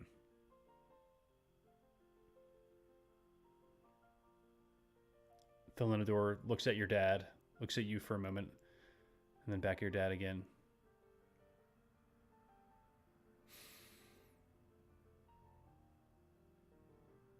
His little fat waddles around his jaw begin to quiver a little bit. Looks like he's about to just start yelling. Takes a deep breath and then smiles at your dad. Okay, Calamar. Okay. Fine. Lucian, my apologies. I clearly was mistaken.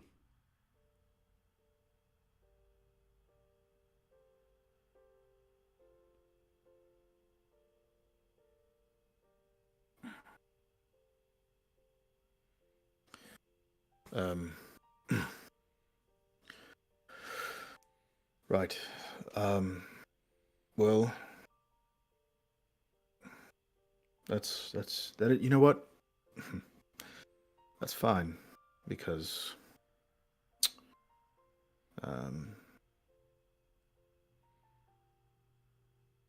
it seems that that this is not very new for you.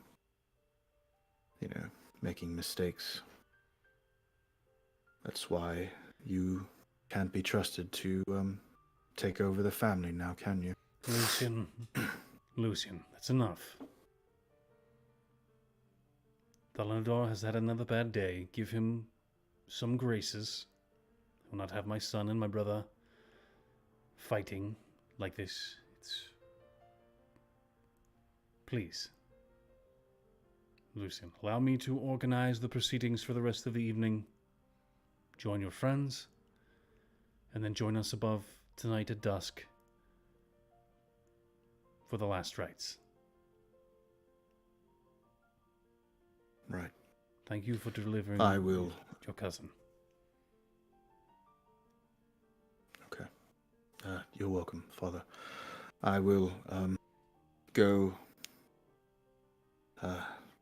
May I go to the house, to our house, and hold up there with my family, friends, and small family, instead of being here, Father. You have been with them quite some time, Lucian. Very provincial. Yes, you may go to the palace. And of course, make yourself at home. My servants are your servants. All right. And I will. Everyone is bathed and changed for tonight's proceedings. And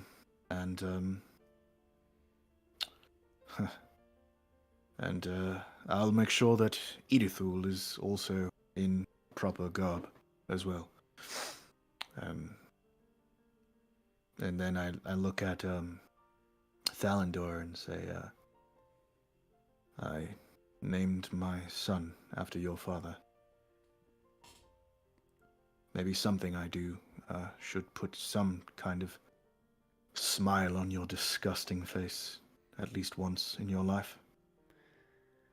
And at that, I just walk out. You see him take a breath like he's about to say something, but as you turn, he just shakes his head. He just has this like brittle smile pasted on his face.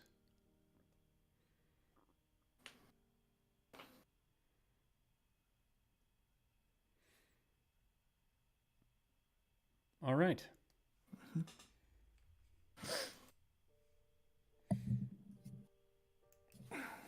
Are there any fish in the fountain? Do you want there to be fish in the fountain? Yeah, There's fish in the fountain then. What do they look that's like? cool. Well, they're like eyeless, slightly bioluminescent cave fish, obviously. Oh, fucking A. Can they be kind of like eels too? Like long and like tendrily? No, that's too close. That's too close to fucking whatever they are, aboleths. So no. Something halfway between an eel and a koi and or beta fish. A longer fish with like large, mostly ornamental, frilly fins, Ooh. while Wait. still being eyeless and bioluminescent. Oh, can they also look kind of like axolotls a little bit? Yes. Yeah, they're Sure, like can have that much. bioluminescent. Only with their stupid little eyes. Yeah. Yeah, with their eyes they can't see out of. Anyway, yeah, you've got these weird eely, axolotl beta fish, bioluminescent, like albino eyeless creatures swimming around, and they're just adorable. They're just so adorable. Lucian walks in. Just sitting around. Kavanen might be like tracing some little circles in the top of the water with his finger. Maybe the fish care about it. Maybe they don't. He's just fidgeting, you know.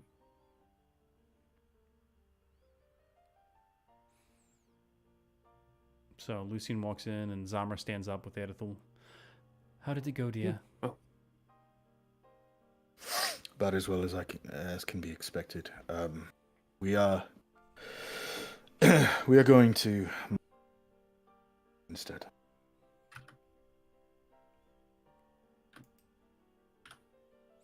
Okay.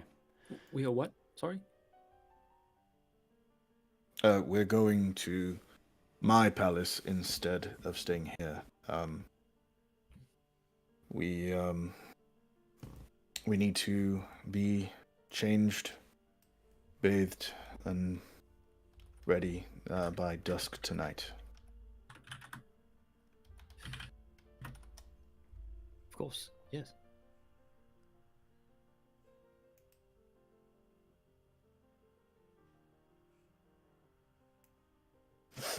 I don't And, know what to do. Lead the way. Yeah, and Lucian, without really saying another word, just like leads the way out of the what you call it, out of Room. the Yeah, you know, palace and the room. heads towards the other palace. All right.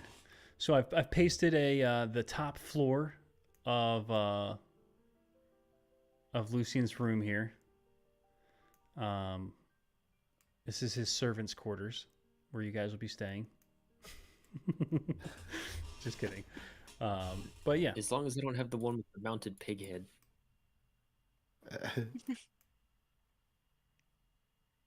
yeah, you don't have to stay in that room if you don't want to. Thank you. I mean, but if you want to, Which you one's the one can. with the mounted pig. It's Cave Pig. Oh yeah, look at that. Oh, it's like an albino cave pig. Yeah. Don't you love cave pigs? They're so cool. Wait, why are drow dark skinned? Shouldn't drow be albino? Steve and I had We this were conversation just having earlier. this conversation today.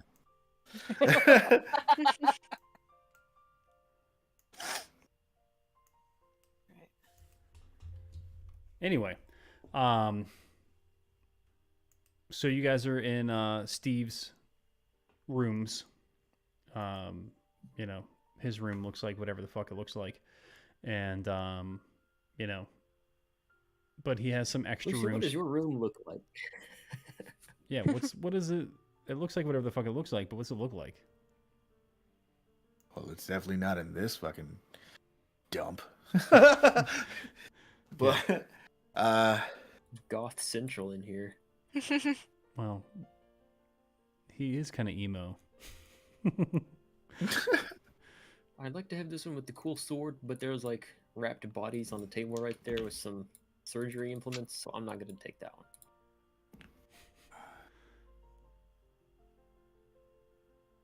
Sorry. Lucy, go ahead.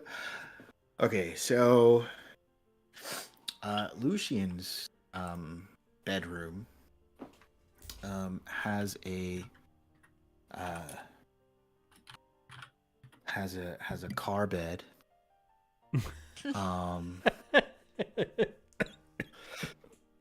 You're an asshole.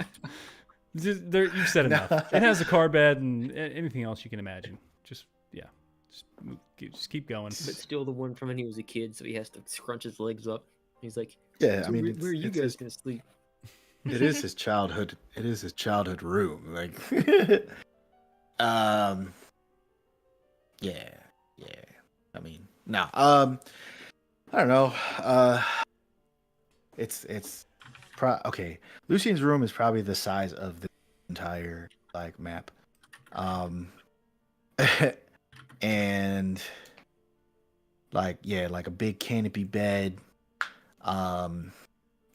There's already a crib in there because because we made changes to it when we came for our honeymoon. But yeah. And then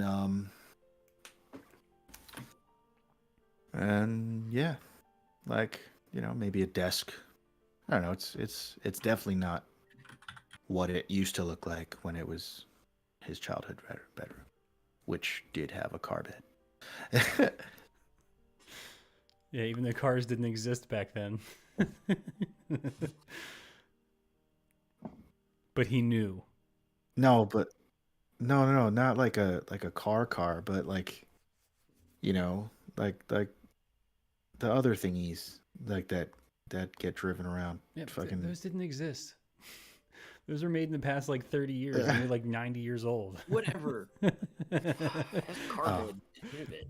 But it was a sweet car bed. So there are servants' rooms, enough servants' rooms for us. Yep. You guys have plenty of space to stay. And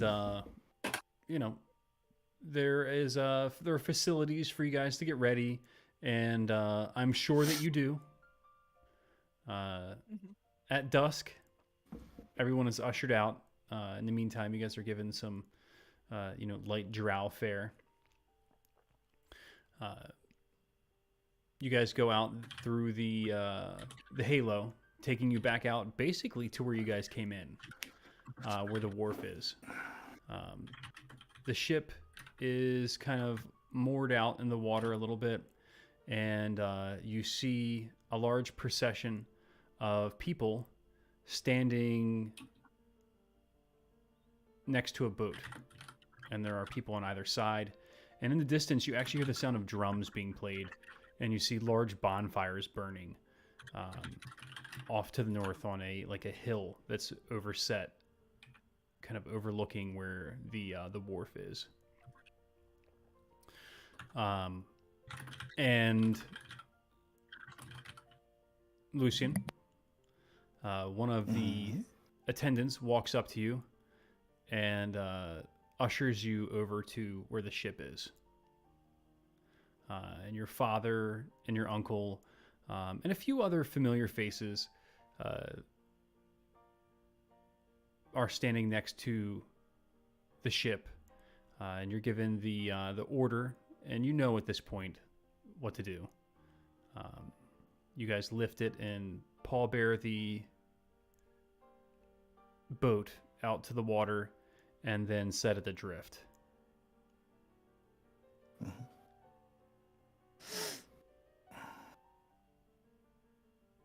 Okay. Yeah, so okay. So like before I kind of describe how it all ends. So like of course there is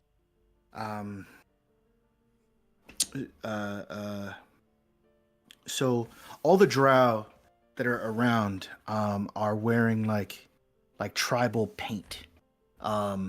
Just like white lines, like paint, or to the untrained eye it just kind of looks like white lines just painted all over their bodies. Even Edithul has like little painted lines on his face and arms. Lucian is wearing white pants and like and no shirt, has lines painted all over his torso and arms and face. And there are like people, of course, as was mentioned, like there's the drums playing in the distance, but there's also like people kind of dancing and singing. And the pallbearers, they lift what would usually be a like in a normal setting would be like a coffin. In this case, it's just a long canoe, and inside of the canoe is Erica, dressed in a long, flowy, white dress, very simple. It could even possibly look like a long T-shirt, if you will. But surrounding her is some of her worldly possessions, and she has her weapon kind of like on her sternum, and she's holding it, and around her head is the blue lotus flower, kind of like woven to look like a crown, and then also around her is the blue lotus flowers, kind of like making a bed around her as well. Before she is pushed to start sailing, Lucian actually looks at Zazie and says, "May I have the bag in your Oh. in your bag of holding, please?" Yes. Zazie will get out the bag and hand it to Lucian. Lucian just kind of puts it on the floor and opens it.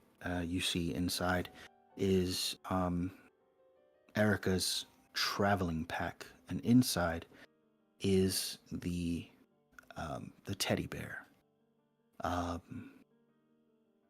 that he gave her back in Sharn. And he walks over to the canoe and puts it next to her inside of the boat. Goes back to take his place next to his father and uncle and his aunt. What's her name? Corellia. And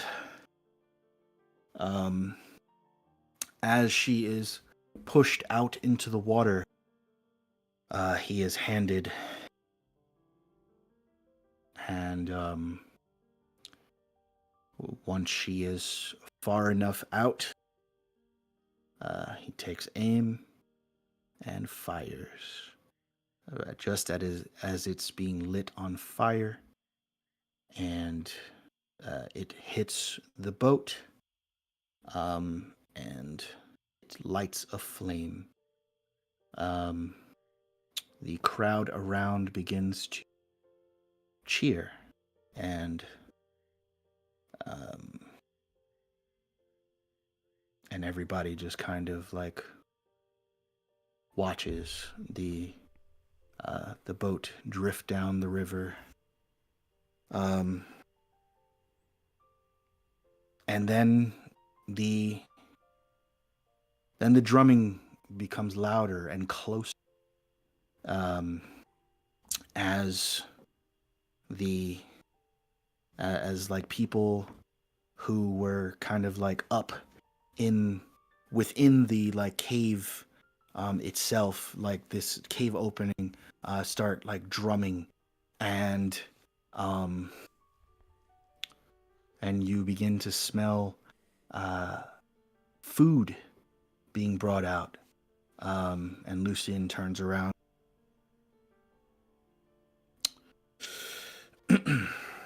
The funerals here are, of course, sad, because it's, of course, about a loss. However, it is also a time of celebration that we are alive, celebration for the deceased life, remembering who they were in life, and of course keeping them in your heart in their death. Tonight we will feast. Tonight we will celebrate, and we will make friends, we will make love, and we will enjoy our time here. And, of course, enjoying each other's company,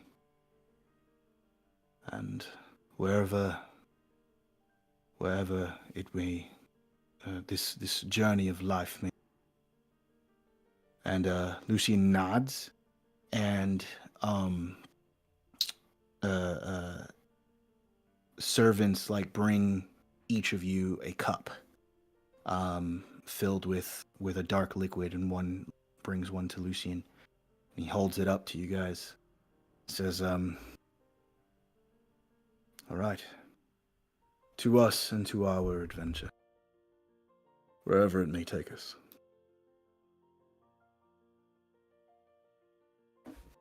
Ozzy will echo the toast and then drink. And we'll mirror Lucian's toast and drink. That's in our future. There's also drinks. All right. I need everyone to take a Constitution save. DC 15. 13. Okay. 9. Zazie did get a 15 because you are close enough. I don't know. If that would have helped Oh, the other two. Ooh. I mean, you don't have to Yeah, have the additional concept I mean, you don't- from Rose. you definitely like you don't want to like pass this one. I'm just saying.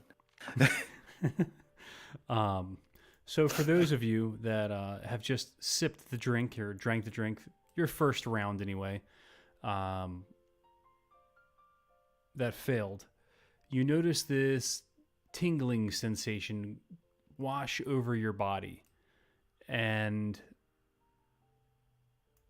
the lights become a little bit brighter, the darks become a little bit darker, and out of the corner of your eye, it's almost as though you see something moving, and then you look to see whether it was there or not, and it is as though nothing was actually there. But when you look into a different direction, then it still looks like something's moving inside of you, of your. Yeah, so it's a minor psychedelic that also may or may not have arcane properties. Oh. In other words, you ever seen the show Vikings? Mm-hmm. No. Okay, well, so Rose, you know what? Kovanen, you ever seen the show Vikings? No. Okay. So for you two, in that show, like before battle, like, you know, on the day that they sacrifice like people to the gods, they do this kind of like celebration, and they kind of like have like a psychedelic to basically like be closer to the gods. That sort of thing? Okay. Yeah. And yeah, it just turns into a night of debauchery, and you know, there's drinking, there's fucking, there's fighting, you know, like it's just a state of Of a ecstasy. full state of ecstasy. Yeah. Okay. Conan blinks a couple times. He like looks left, looks right, mostly staying real still to like make sure he's not like gonna suddenly like act out like, Lucian, you just drugged me, but everybody's taking it. You know, everybody's. Conan's here. It's fine. What are you talking about, man? I'm fine. Are you fine? Nothing's wrong with me. What's wrong with me, man? What's wrong with you? Just, Well, Lucian, to life, I suppose. He'll finish drinking.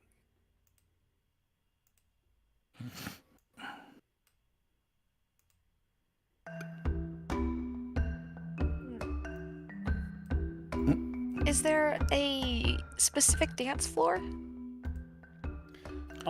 wherever you feel Everywhere the is the need to dance dance. floor.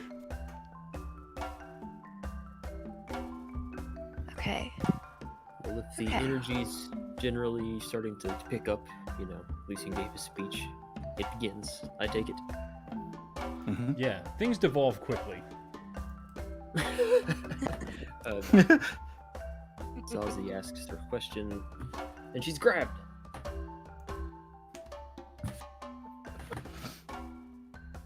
Yep. Well, She. hello. Hi. I guess we should You owe start me a celebrating. dance. Oh, I do. Sorry, did you see that? Did thing? you see that?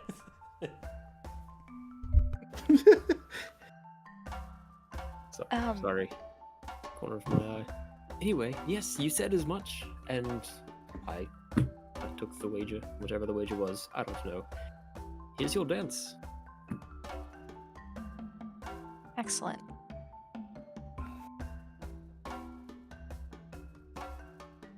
And they dance! Woo! He will lead her in a dance. It's mostly inspired by the ballroom dances in which he is trained, but a little bit more casual, I suppose. The steps are a little bit lazier, I guess, intentionally so. For instance, in dancing a formal, rigid ballroom dance at a time like this. So obviously you'll do a little improv here and there, twirling him instead of him twirling her. Stuff like that. He's twirlable. He knows how to follow as well as lead. They have fun.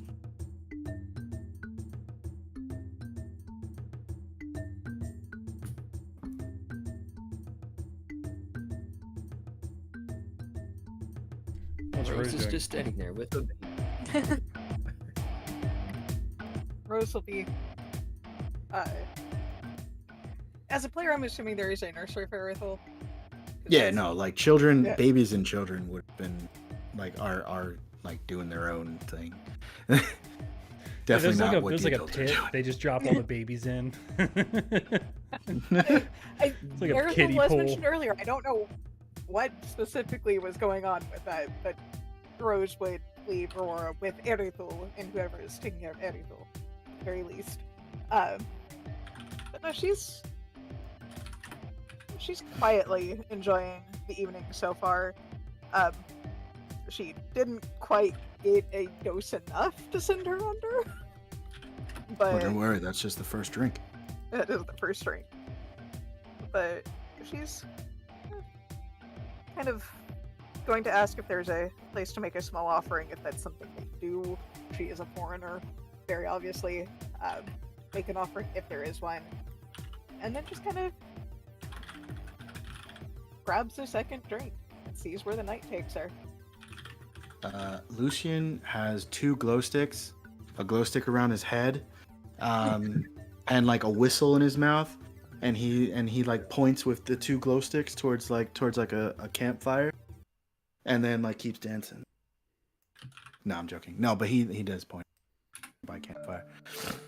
Like, yes, the what do you call it? The place of offering is over there. The fires.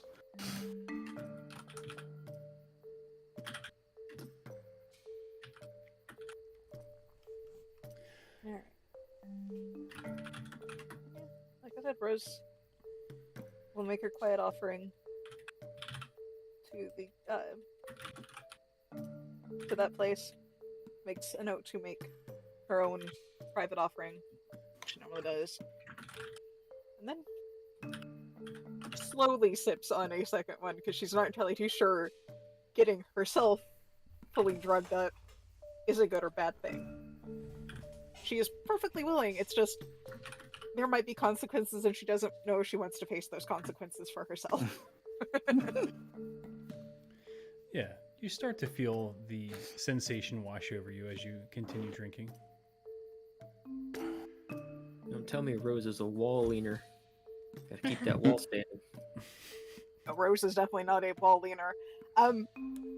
Rose, when under the influence, goes 3 different directions. Fighty, bitey, or Extra she bitey. says yes. Well, Extra bitey. Extra bitey, I guess would be the right word. Mrs. Bitey. or she says yes. That was funny. I just realized that you said that. Yeah. Or she says yes. My God. So um. the night goes on.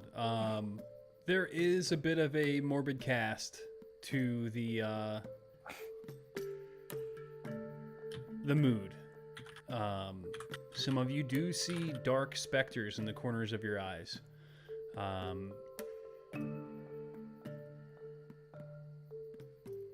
it is a bit disturbing, but at the same time, it also seems right.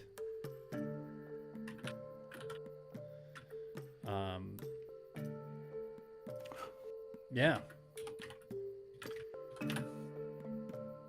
think maybe after second drink, Kavanen's dancing is mostly eyes closed. Yes, he's dancing with Zazie, but he's also dancing because like with the atmosphere, you know. Mm-hmm. Dancing and really a lot more by instinct. But as far as he's aware, only with Zazie. As far as Zazie is aware, only with Zazie.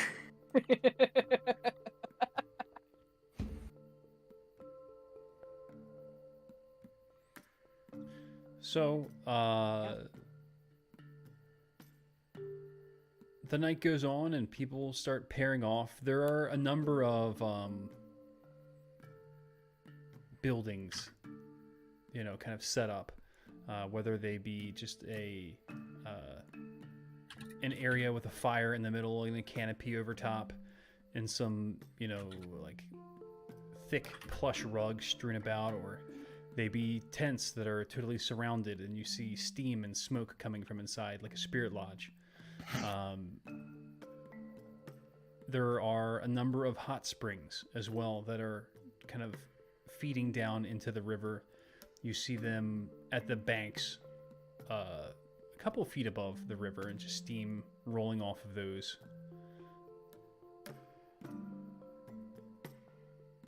And of course you always have the option to go back home, back to Lucien's rooms if you like. Zamra approaches Lucien. Well, I think I'm going to get Ethel and just head back. There's a lot going on here.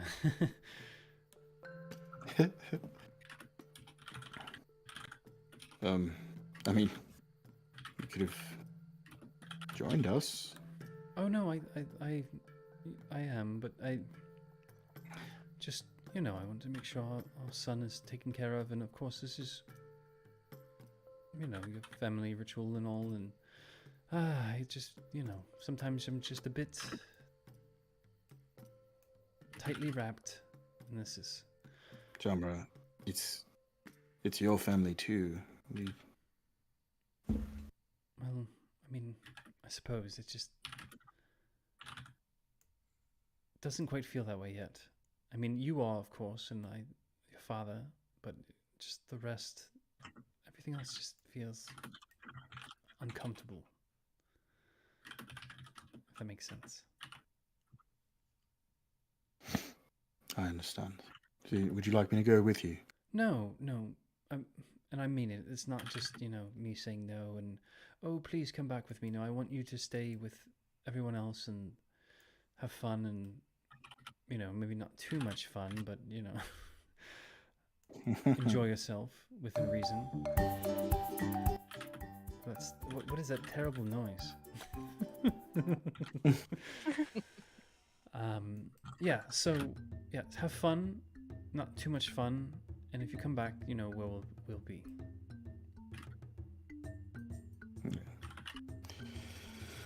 All right, I'd still like to Seriously, to celebrate Stay and celebrate the night with you. I'll take the children. Did you? Tamara, Aurora. you didn't. Tamara. Telling you, I would still like to, you know, celebrate the night with you. You know, I might grab one of these mugs or two and bring them back to the room. Please do.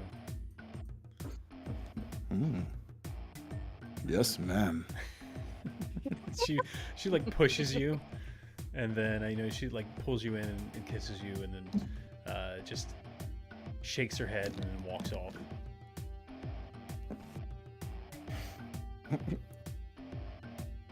All right. I'm not It's sure 11. exactly how strong. Not sure exactly. Hold on.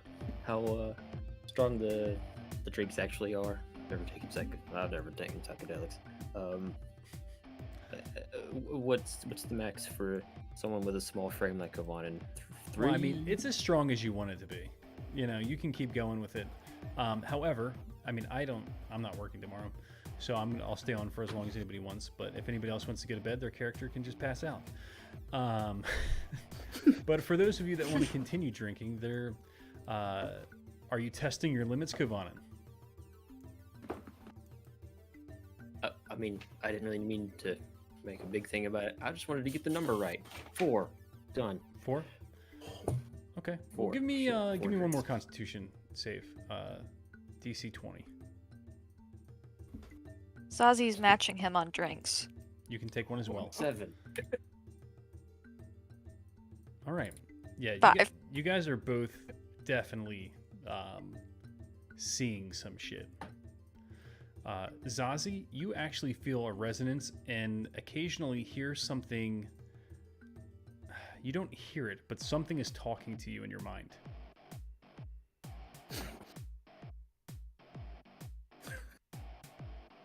Kovanen's probably barely dancing anymore, if at all.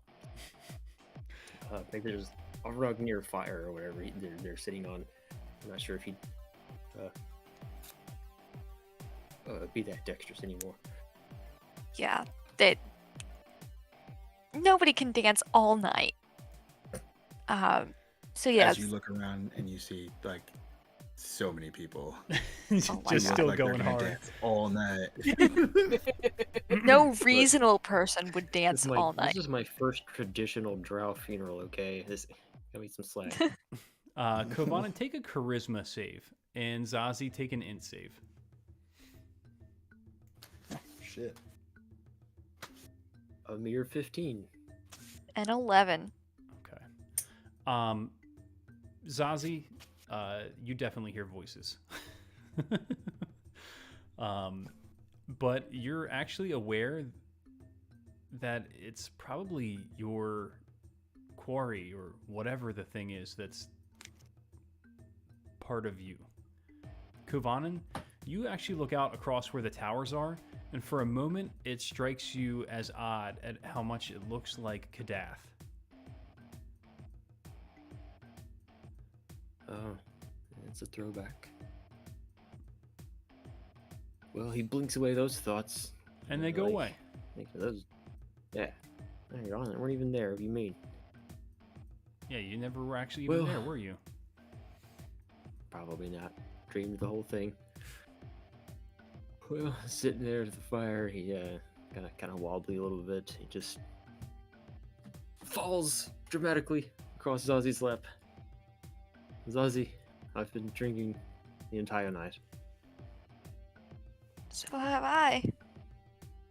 What a shame it would be for you to take advantage of me. What? Don't do it. She is suddenly very sober. I'm mostly helpless. I- Hides his eyes, puts the back of his hand up to his forehead dramatically and like peeks at her with one eye. Hides his eyes again. I don't. Falls asleep. Lovely. He just passes out.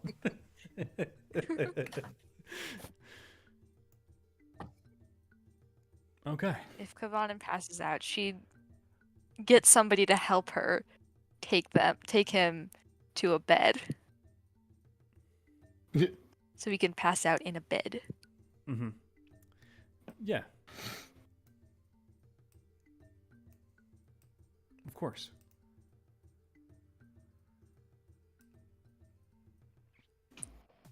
I'm sure Rose wouldn't mind. Rose, do you keep drinking? Oh, Rose is not unfamiliar with psychedelics in ritual use because her mother uses cannabis Yeah. in their rituals.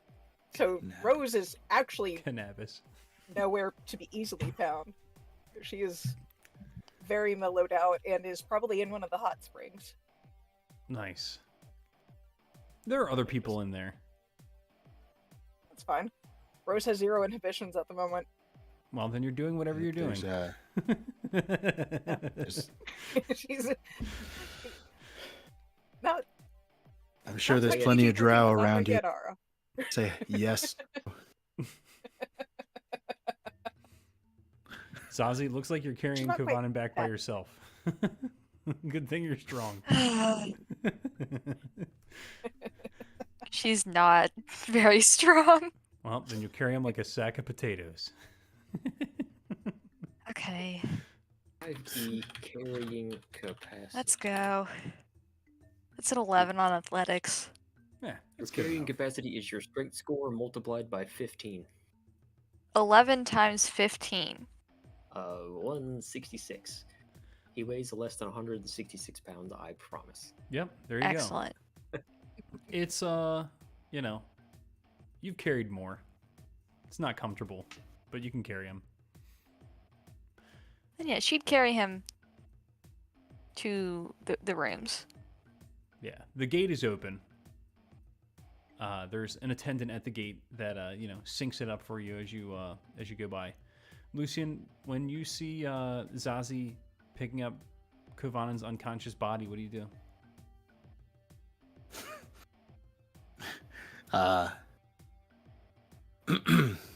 Hold on. I'm gonna post Lucian's look in Discord. I have Lucian reaction.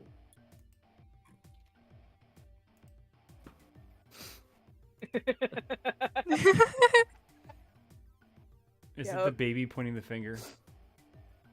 No, looking dumb shit. Oh, okay. Robert Redford. So are you taking him up to like the house rooms or like one of the? Yeah, the house rooms. Okay. That's a long walk, but you take him there. And it's okay. All right. Lucian, you don't know where Rose is. That's fine. That's fine. You're Someone sure will. she's safe. Yeah, she's safe. Yeah, it's fine. Yeah. She is She's- neck deep in men right now. Yeah. Or women. Or both. Both. Cool. All right. All we And know by looking at her, she's neck deep in a hot tub, and the rest is imagination. and tonight With no denial, by the way. Let's yeah. It's like whatever. Fuck She's probably. fuck Lucky. She wishes. Now she probably is alone. No, she's thinking of Lucky while Probably. Well, ritual dancer for one, I guess. Yeah. Cool. So, you know, when we pick up next session, some time is going to pass. Not a lot, just a little bit. Some things will happen. I want to have a one-on-one with each of you guys and kind of go over some stuff about your character and kind of do like a little interview and have a session 0 opening up for next year. But between now and then, also, each of you are going to have a dream tonight after consuming this strange concoction. And we will talk about that. Does anybody else have anything before we close out our second year of playing together? I love you all. Yeah. We Just love each saying, we nail it every time. 100%. Yep. other. Nail it every time. This has been Nail it. Hey, these buildings are made out of mushrooms. Okay. All right, guys. Well, I'll talk to you all soon, and you know, hopefully, year 3 will be the best year yet. So, yeah. yeah. Now let me ask you this question: to the audience because you're about to turn it off? Mm-hmm. Saying that to us because you're about to sign off without telling the audience bye? I'm saying both. Bye, audience. Say goodbye to everyone in Bye. the internets.